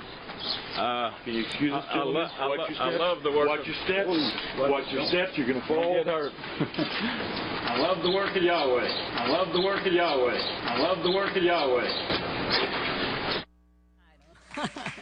I love the work of Yahweh. And do you remember when Pastor was going into that courtroom? I think about this a lot.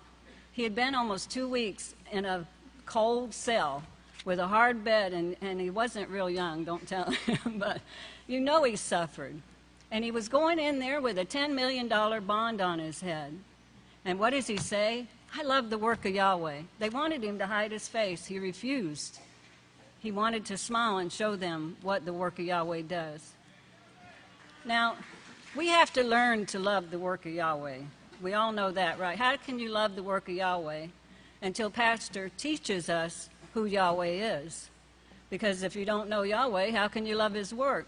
And a lot of us love to work. I think it's a quality in the House of Yahweh people. It's part of our DNA that we have this love to work.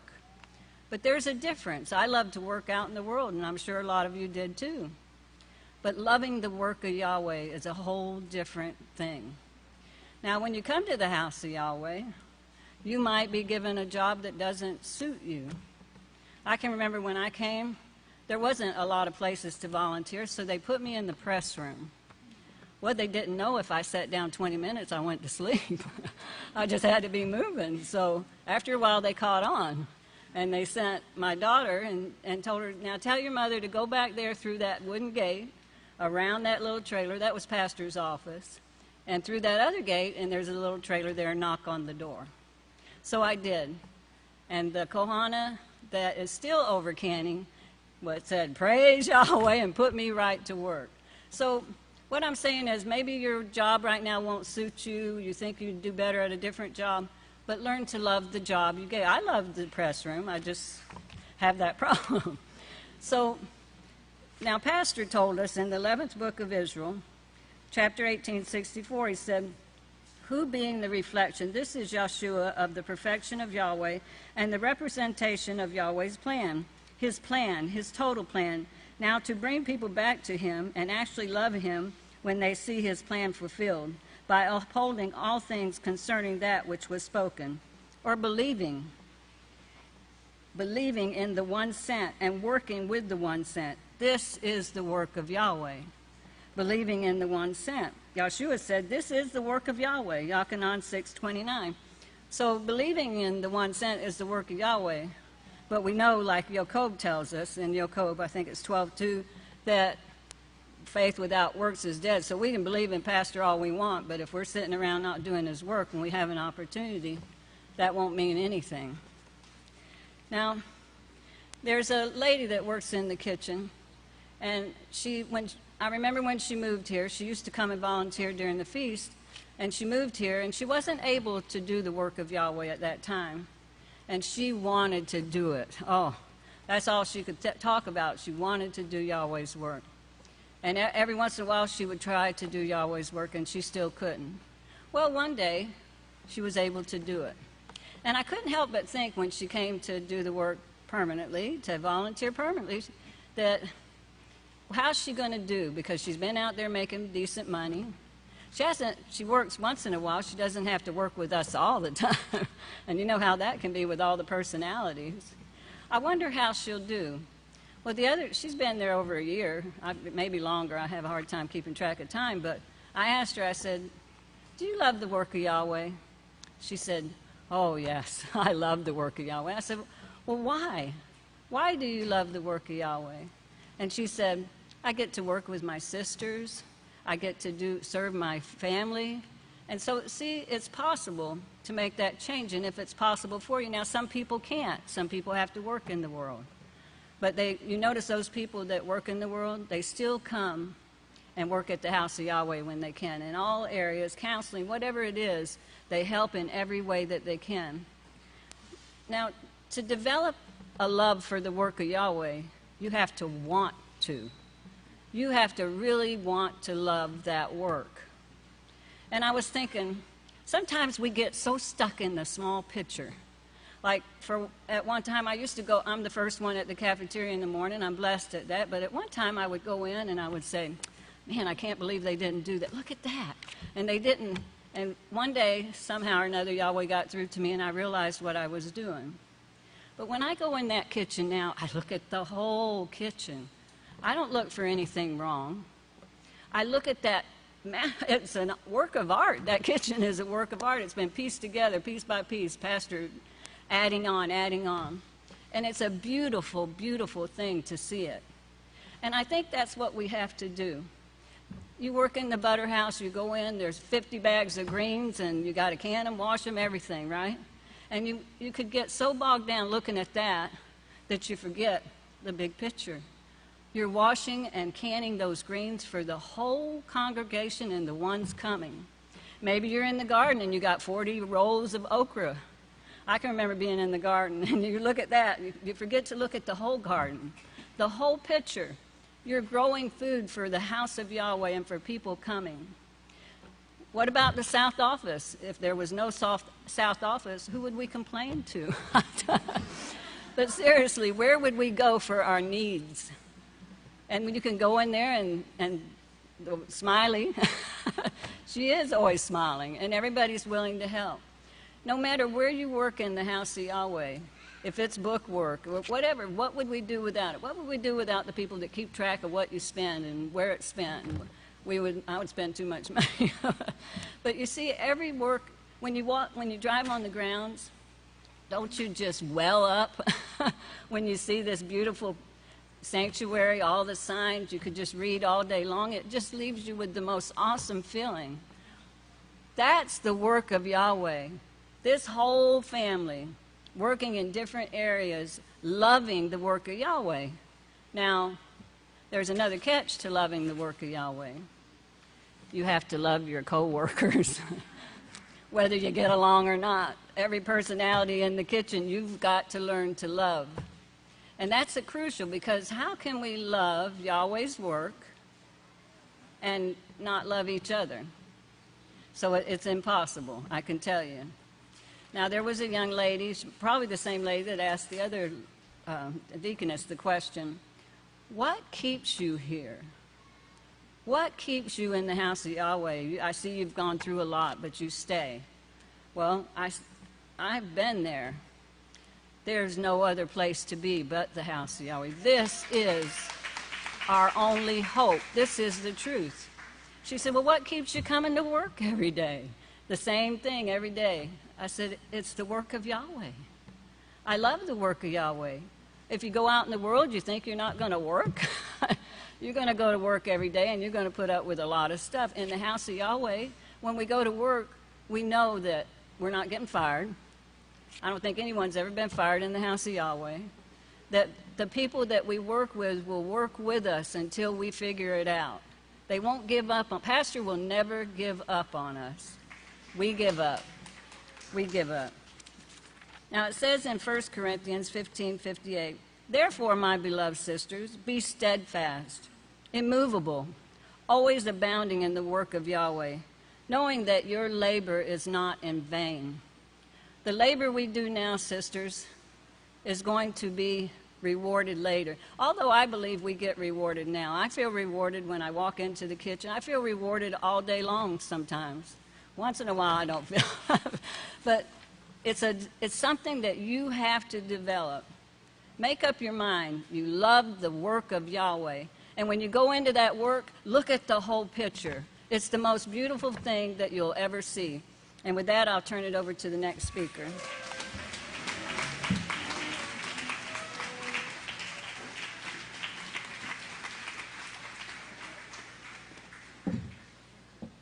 I'd like for everybody to take their book of Yahweh and put your right hand on it. Put your right hand on the book of Yahweh, please. And repeat after me. I, say your name. I, say your name. Will try my best to stay awake while she's speaking. Praise Yahweh. You may be seated.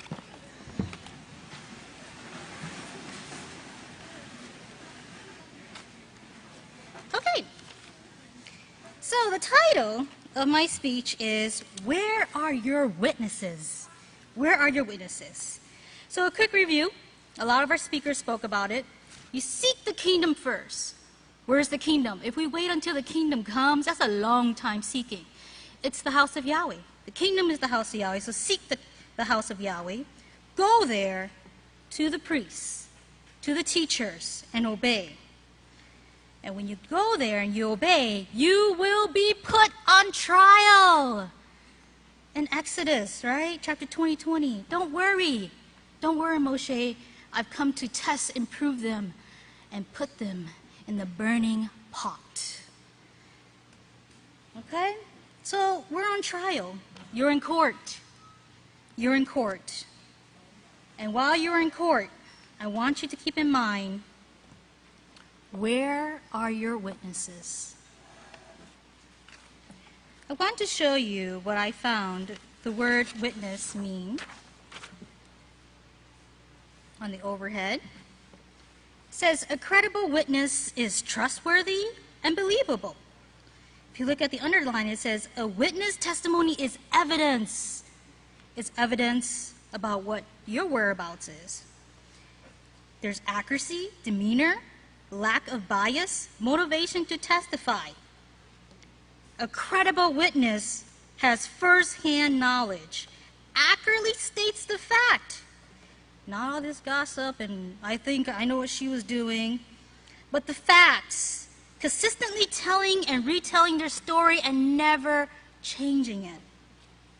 They're confident, they're knowledgeable, they're impartial. They're impartial. They are not looking to gain anything from stating the facts. Now my second one. There are two types of witnesses. We're going to talk about the first one, an ordinary witness. So who is this witness if they're ordinary? It's someone who personally saw or heard something about the crime. What can the witness talk about? They talk about what they saw, right? But they cannot give their opinion. It's stating the facts. So let's talk about some of these ordinary witnesses you might find in the house of Yahweh when you start getting tested. So I like to call the first witness to the stand, and that's your counselors. When you first come to the house of Yahweh, you're given counselors. You're given kohanas that are knowledgeable, confident in the laws, and they guide you. They guide you to baptism. They guide you to explaining the laws, and they correct you. Oh, that's a big one too. They correct you. And their job, get this, their job is to witness if you will abide to the 613 laws. That's their witnessing. They're making sure you keep Yahweh's laws. So that's why it's very important to obey your counselors, to have a relationship with them, because on your behalf, they will let others know if you are keeping the laws or not keeping the laws, because that's their job. They're knowledgeable in it. Now, your second witness to the stand. I'm going to spend a little bit more time on this one.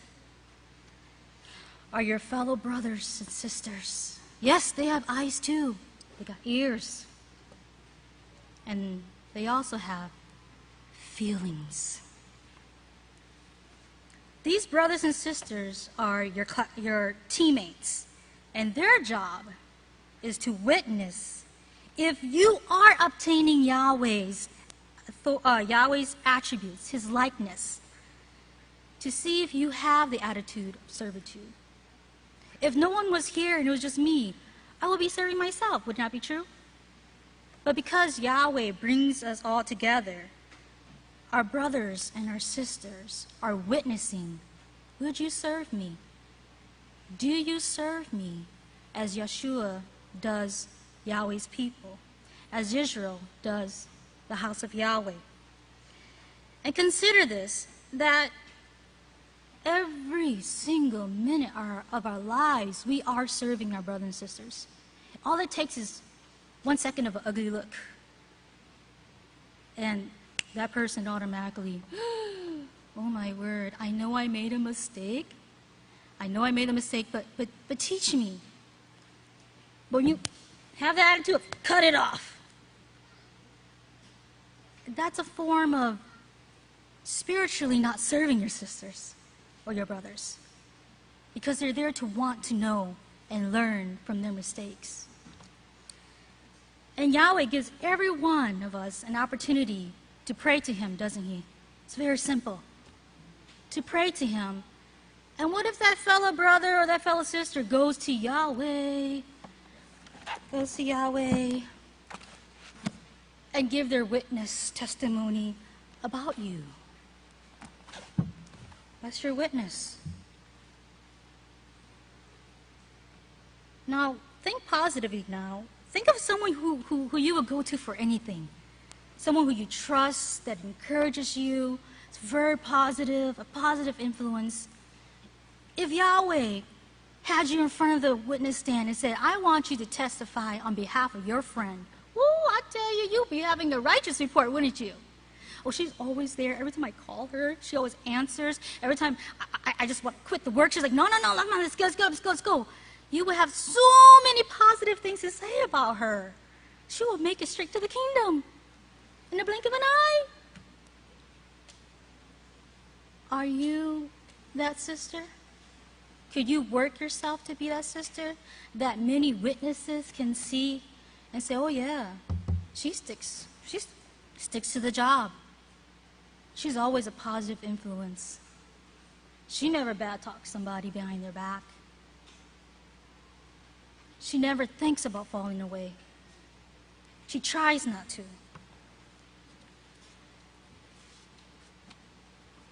So these things are very, very important. Now I told you that there's two different types of witnesses. So our second witness is the expert witness. It's the expert witness. Let's read about this kind of witness. An expert witness is someone who has special expertise about an element of the crime, or if you have sinned, okay? So this person is a great expert at this. But what can the witness talk about? What can this expert witness talk about? The expert witness interprets the facts of the case and gives their opinion. What? They get to give their opinion? Because they're an expert. An opinion on the mental state, or in our case, the spiritual state. Who do you think this last witness is on the stand? Any wild guess? Yes, Yisrayl Hawkins. He's going to be the last witness that's going to be called to the stand. And the thing about this witness, because he's an expert in the laws, his testimony, his evidence, whether for you or against you, will either break you or make you. This is how serious it is. Because he's Yahweh's witness. That doesn't change. Prophecies and laws does not change. Yahweh says that. Now, another name for pastor, Yisrayl Hawkins, is overseer. And I know a lot of times we hit on this, that an overseer oversees. So yeah, he's not there during your counseling section, but who sent those counselors? Who guided them and said, hey, this is the rule, this is the law, this is the way we're doing it, now make sure everybody knows. It's pastor. He's teaching the counselors to make sure that you stay in line. He oversees also every one of us because he sets the work. He sets the work in line. And he's also the one who gathered us here with his preaching of the message.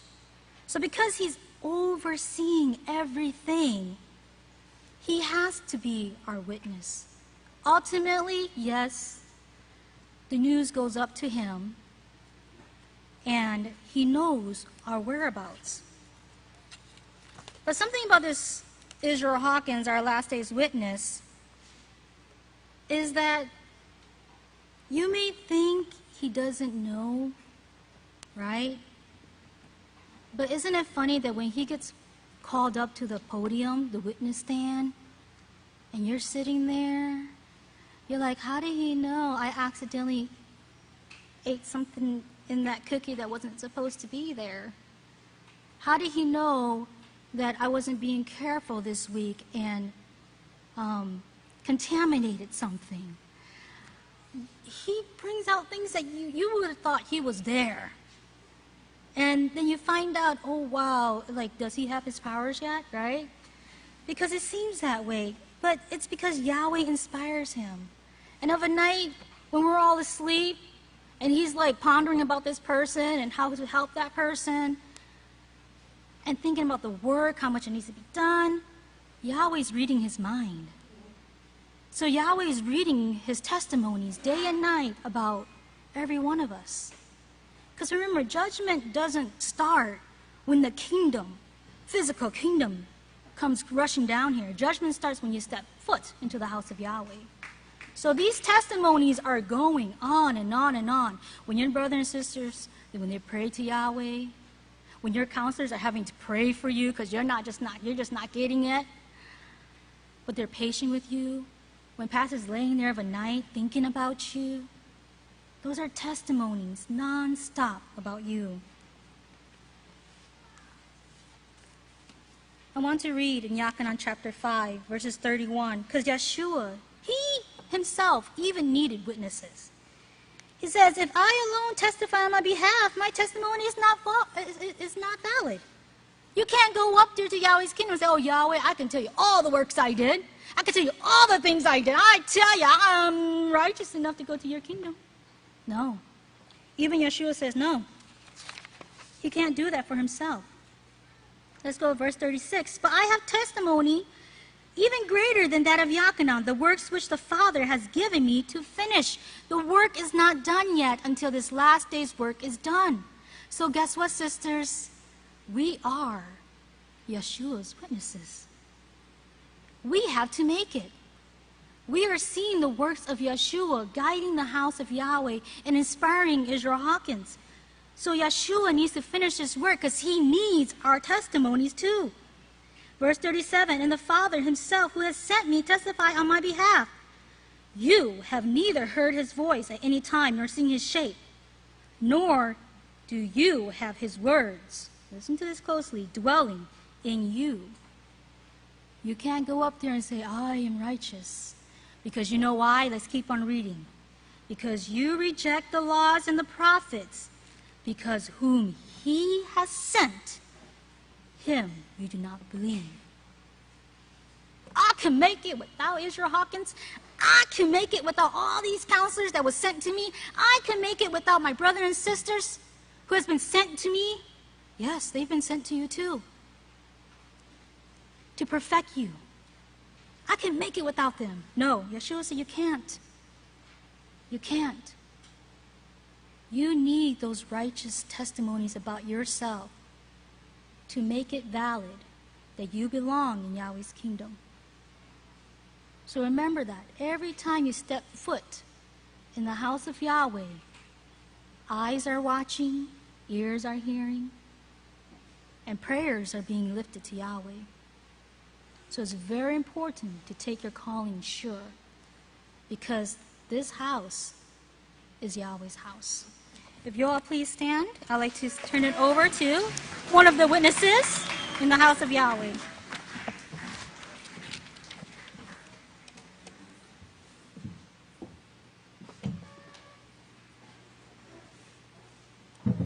Shalom, you may be seated.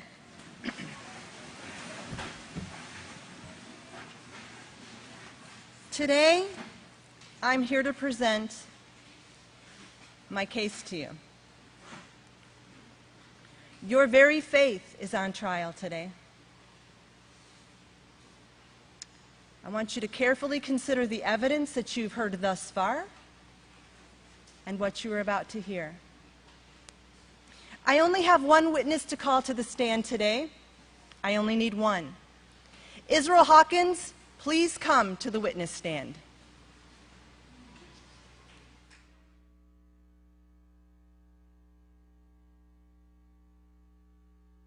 You were so joyous, brother, when you found the house of Yahweh. Keep this joy. It's very important in Yahweh's eyes that you keep this joy and not let anyone take it from you. Not let anyone deceive you. You know, when you found the kingdom, it was the greatest thing on earth to you, wasn't it? You know, you really loved it. You were really thankful, and you should still be, because you're learning more and more about this kingdom, and it's getting close to the time when you're going to be changed and become a part of that kingdom.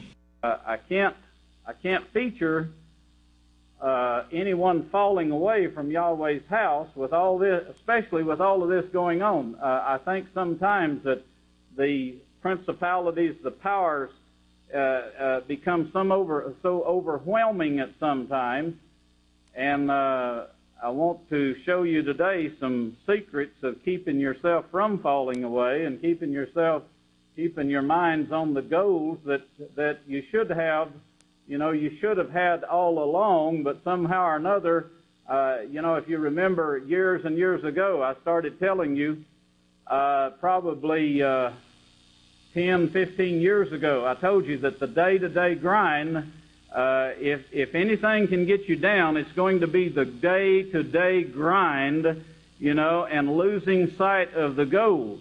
And this, of course, is what we do. The House of Yahweh, if you remember when you first came here, if you'll just think back a little, when you first was brought to the House of Yahweh, you'd found that jewel. As Yahshua described it, you found something that you were willing to sell everything you had and get this one single jewel because it was worth everything that you had to give up to get it. And you were so thankful, when you first came to the House of Yahweh. Well, you were thankful when you first found out about the House of Yahweh. It was such a blessing to find this out and to finally be awakened to the place that Yahweh Himself had started, a work that He had established here on earth, and it was such a wonderful thing. Okay, there's our one witness that's going to testify for us today. Now, I got to thinking, how am I going to persuade everyone here in the jury to believe that witness? Well, I can't do that, can I? Yahweh gives us fact, undeniable proof, and only we can make the decision of whether we are going to prove that the House of Yahweh is true or whether we're going to walk out the door and throw away our only opportunity for salvation. Now, how does a man stay so motivated? The witness that you just saw, how does he stay so motivated to believe that the House of Yahweh is true, that it's a joy, that it's our only salvation, that this is Yahweh's house? Now, I must say to you, this man has gone through many tests and trials, just as we have. This man he's lost many family members, just as we have. How has he stayed true? How does he keep the zeal? What motivates this man to continue to motivate us on a daily basis? This man truly believes in the laws of Yahweh. This isn't just a church to him. It's not just a job. This man truly believes that these laws will bring all of us to perfection. I know, jury members, sometimes it's hard for you to believe that, but the facts do not lie. Psalm 19 says the laws of Yahweh are perfect, converting the whole person. Now, if one chooses not to keep the laws, does that make the laws of Yahweh imperfect? No. The laws of Yahweh stand. The evidence is sure. Yahweh says, seek the house. Now, there you must go. Seek the priest. There's where you learn. Now, because some choose to not stay, does that make it not the house? Does that mean that others should not seek it? If someone decides to go their own way, as Deuteronomy clearly says that we should not, does that then mean that the house of Yahweh is no longer the place and you should no longer have to seek the priest? No. Pastor Israel Hawkins believes these prophecies, and one in particular I want to read is Isaiah 2, verse 2. And it says, "And it will come to pass in the last days that the house of Yahweh will be established in the chief of the nations, will be raised above all congregations, and eventually all will flow to it." Now, this specifically tells us certain things to look for. What time period does it say? Did you forget already? But in the last days, What time period are we looking for? The last days. So could it be the Catholic Church that's been around for thousands of years, members of the jury? I say not. Now, it further says that it's going to be raised above all congregations. Now, maybe not raised the way that we thought it would be, but raised through persecution. Even with the molestations and all the things, has the Catholic Church been raised above all congregations? No. Have they been persecuted? Not really. But the house of Yahweh fits this as well. Now, Yahweh gives us further proof because he says in Zechariah 5:11 that the house would be established in a Babylonish land that was not even in existence at the time that this prophecy was written. I hope you're writing this down, members of the jury, because there's no other place that fits this. The house of Yahweh has been established in a Babylonish land, and it did not exist at the time that this prophecy was written. There's further proof. Now, I could go on and on with prophecies, but our other witnesses that came before me have already brought these things to you. But I want to bring your mind to remembrance of a few things that this house and only this house teaches. Like the clean and unclean foods found in Leviticus 11 and Deuteronomy 14. We know that the Catholic Church does not teach this. What about kosher meats? What about the protection that this great house has offered us against the mad cow disease? Awful glad I'm in the house of Yahweh.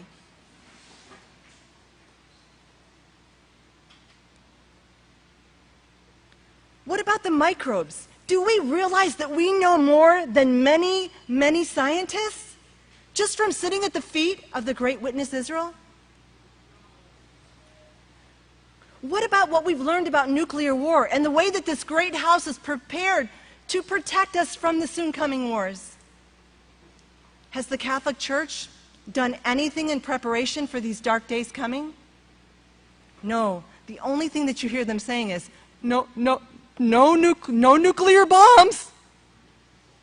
Because they understand one scripture. They are going to be burned with fire. But who's going to be protected? The house of Yahweh. What about the Sabbath day and how to really keep it? What about the purity laws that keep us protected from STDs? What about Satan's true identity? What about Yahweh and Yeshua's proper names? What about 46 sermons on going on to perfection or 21 sermons on reverencing Yahweh's name? What about the feasts, where to keep them and how to keep them? What about the sprinkling of the ashes of the red heifer? Is anyone else doing that at this time? What about the 7-year peace plan in prophecy? Who revealed that? Who are the only people that really know about these things? Yep, again, I say to you, members of the jury, the house of Yahweh. What about the quartet? No one even knows who they are or what they're doing. What about Revelation? How many of us knew anything about what Revelation meant before coming to the house of Yahweh? I thought it was big beasts with lots of heads coming out of water. It was really kind of weird. But now we know, because the great house of Yahweh has shown us these things, proven to us what it really means, given us the great warnings, and only through one inspired man who's been given the inspiration to teach them. No, we couldn't do it on our own. Now, even though all of these things are taught by this great house, the Christians are still persecuting the house of Yahweh and full of hatred for us. But, jury members, yet fulfilling another prophecy, that we would be hated above all people for Yahweh's name's sake, right? I'd like to start with my closing arguments. And I want you to answer this question quietly to yourselves.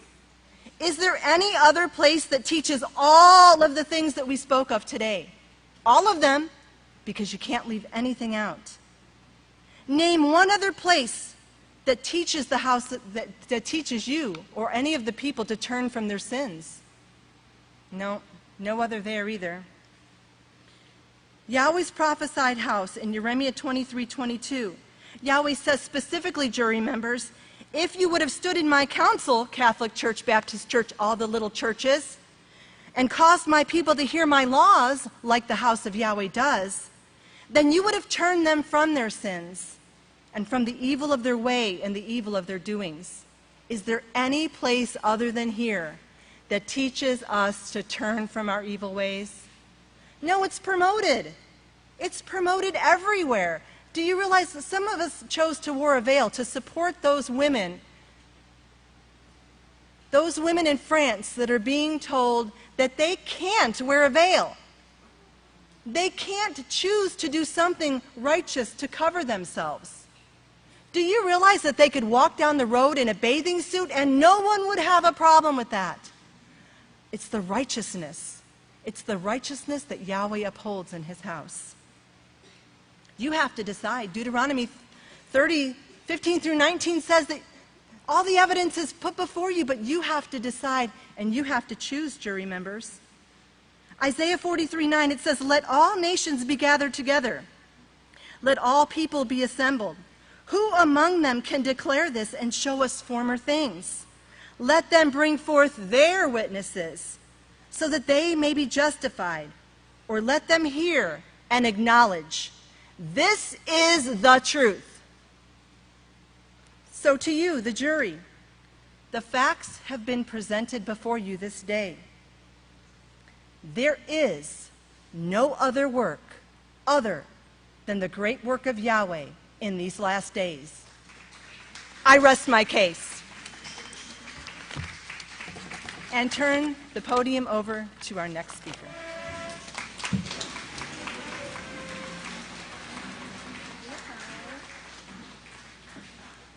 Shabbat Shalom, great saints of Yahweh. You may be seated. Now, I brought dinner. The only thing is somebody's going to have to pray so we can multiply it, so we can share it. Do you agree? Now, have you noticed the great one sent? May the peace of Yahweh, be with each and every one of us, and also those who are joining us over the media. ¿Cómo estás? Bien, gracias. Very nice. Let me ask you something. Have you noticed our great one sent titles of his sermons lately? And even not lately, but a while back. The title of his sermons are very long. And when we have to let it get large to put in the children's book of Yisrayl, it's like half the page of the book is the great one sent's titles. So today, I want to try to be just like our teacher, the great one sent, and I'm going to have a long title. I'm going to take it from Psalm 1, and I'm going to use our songbooks edition, our House of Yahweh songbook.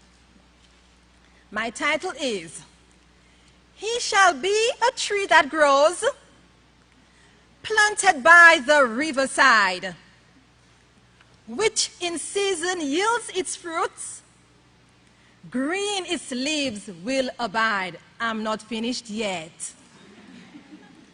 All the righteous increase well, but the wicked are not so. They are chaff before the wind. They are driven to and fro. That's my title.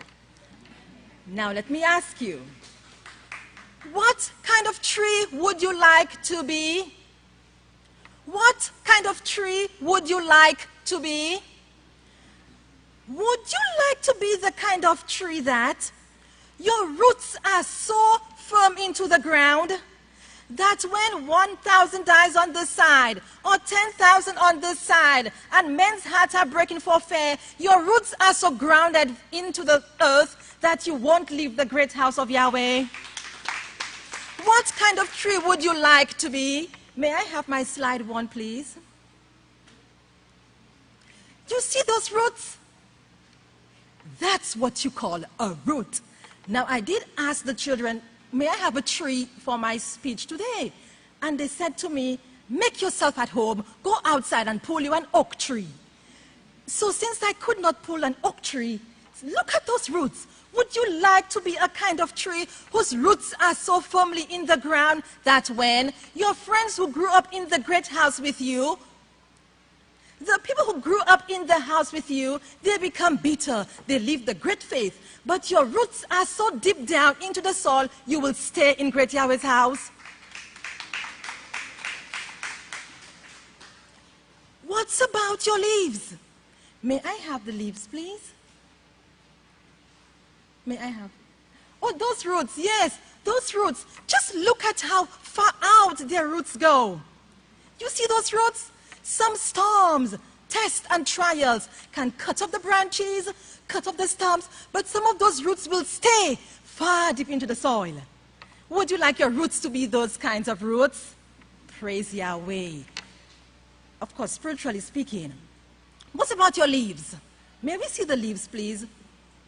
Would you like your leaves to be the kind of leaves that will be for the healing of the nation?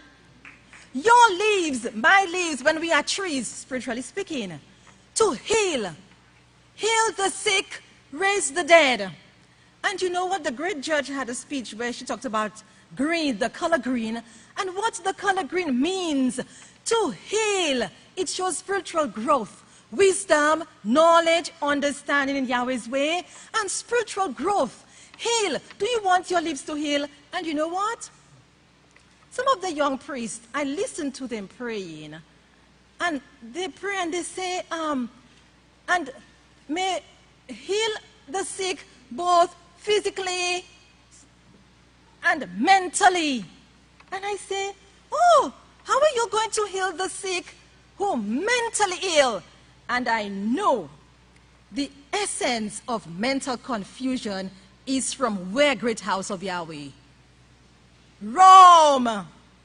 When you wake up in the morning and you look in the mirror and you don't know if you're male or female, isn't this the essence of confusion? Yes. So, your leaves. Would we like our leaves to be those green leaves that get off our energy, the air around us when we walk, when we talk, everything about us? It brings out healing to our sisters. What's about your fruit? May I have picture 3, please? You see those nice, well, we cannot taste them, but you see those nice fruits? Bananas, apples, grape, avocados, and the other nice things, the tangerine at the back over there, and the nice things. Have you heard of the fruit? I see Yahweh when I look at your fruit. You've heard of that fruit? I see Yahweh when I look at your fruit. It's the kind of fruit. Do we want our fruit to be the one that when our sisters look at us, by the decisions that we make, they can see Yahweh in us? It's called the I see Yahweh when I look at you fruit. Is that the kind of fruit we want to grow on our tree, sisters? Is that the kind of fruit we want to serve to each other? Is that the kind of fruit you want your sisters to be, they themselves, when they eat and they're nourished? Do we want our fruit to be marrow to our bones, to the bones of your sisters? What about your kids' care who talks about the what? The dry bones in your kids' care 37. Do we want our fruit to be able to nourish the dead when we raise them?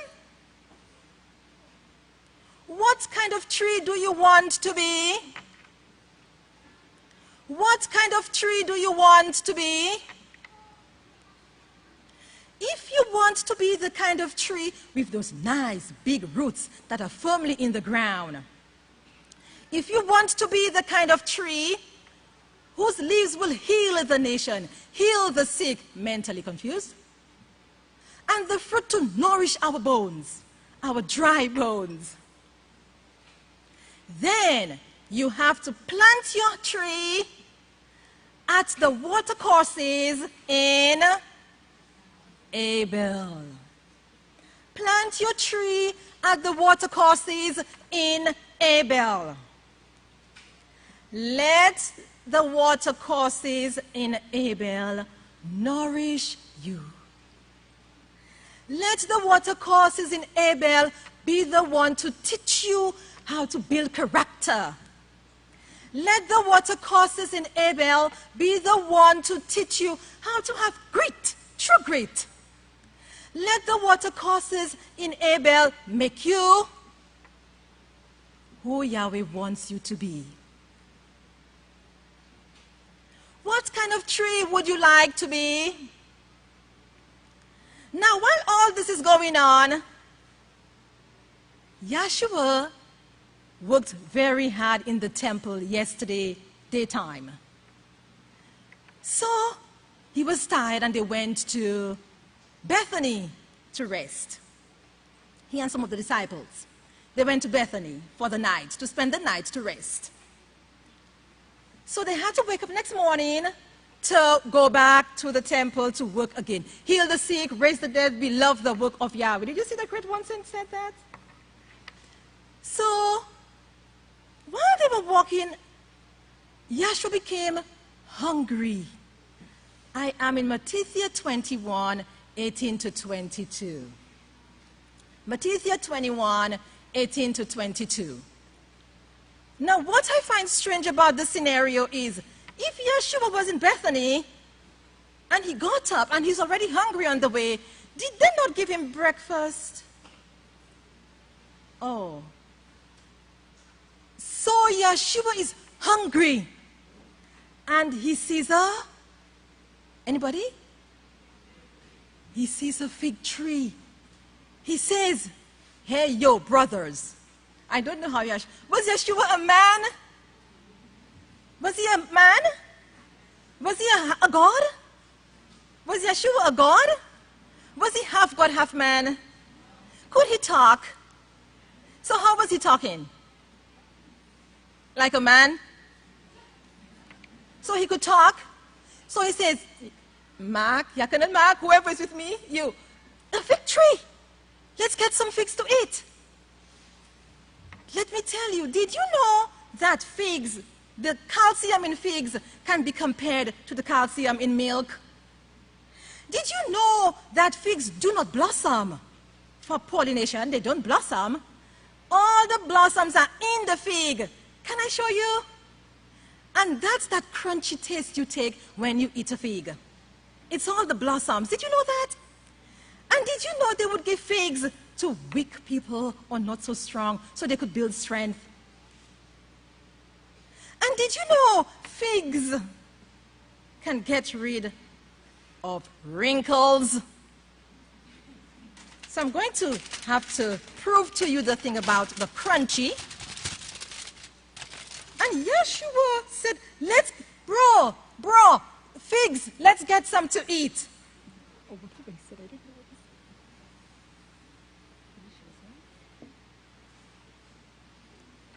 These are figs. And did you notice this one over here? You can't see it so well, but the little tiny things is supposed to be the how it will pollinate in the seed itself. And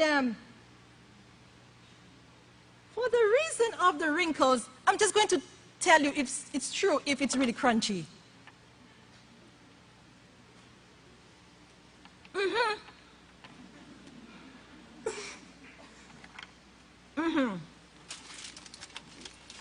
And tonight, I will check if some of my wrinkles have gone. Do you agree?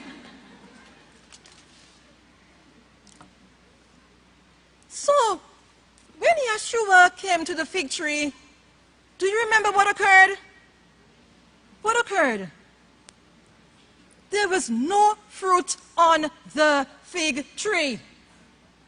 Yeshua said, may fruit never be found on you again. What occurred to the fig tree? It's withered. the men, they were real men.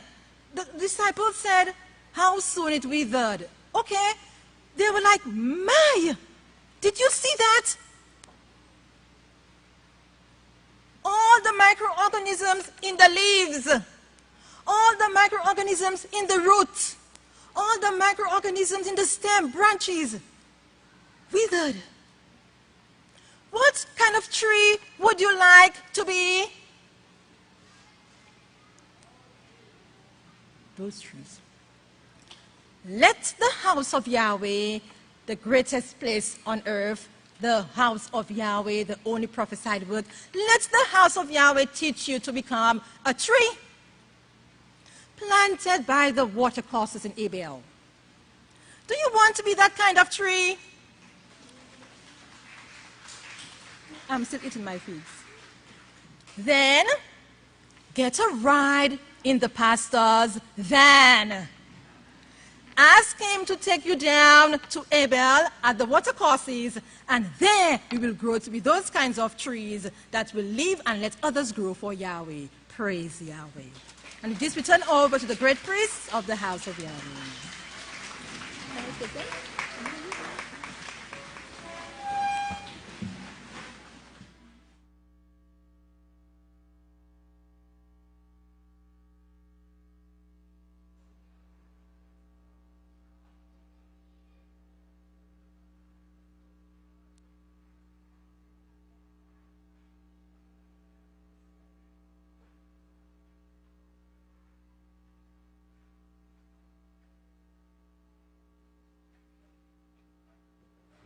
Shalom, everyone. You may be seated for a few announcements. Today is Abraham 8. Attention, everyone. There is a speed limit on the House of Yahweh grounds. This applies to everyone, whether you are driving a vehicle, a golf cart, or even a bicycle. This campground rule of 10 miles an hour is for the protection of everyone on the grounds, including you. The driver, please slow down. Attention all girls, Peaceful Solution Training Center parents, teachers, and students. We invite you to a very important meeting next Sabbath, Abraham 15, in meeting room number 4 from 3 o'clock to 3:45 p.m. We look forward to seeing you there. Please be prompt. Did you know the education and prophecy books are still available at the South Office for a special discount donation? Get your memorable copies while supplies last. We are using them in the morning 1-cent Sabbath classes now and during the upcoming feast. Sisters, are you wanting more jewels in your crown? Please join us in the sanctuary at 1:30 p.m. today if you are not already scheduled for another duty. Come and enjoy righteous fellowship and help spread Yahweh's message to the world, as well as add beautiful jewels to your crown. This Sabbath, enjoy dinner and supper today at the White Buffalo Dining Center. For dinner, we will be serving shepherd's pie. For desserts, we will have chocolate cake, cheesecake, vanilla or chocolate cow ice cream, vanilla goat ice cream, and enoki shodim. The cafeteria will close at 3 p.m. sharp and will reopen first day morning at 7:30 a.m. The men's and women's concession stands will be open at 3 p.m. The evening meal will be served in the sanctuary only starting at 4:45 p.m. We will be serving chicken salad plate, oki burgers, desserts, and ice cream. The concession stand will stay open until all is served. Now, if y'all please stand, we'll have opening prayer shortly. Or closing prayer. Please raise your hands in prayer to Father Yahweh. Our Father in heaven, this is Deacon Buff Block, and is coming to my dad, the great control. Students, last in this, your struggles about the representing Yeshua Messiah. Please heal sick and afflicted. Please have your ask people when you work. Please protect all those who live in foreign countries who might be in harm or danger. Please protect all your people living here, living abroad. Please allow all the refugees to be able to come to your house. Please release Connie Ditter from prison and all others who are incarcerated by the evil, beastly governmental system. Beneath the body of Priest Pastor Hawkins and their son Shalom. Hallelujah. Praise God.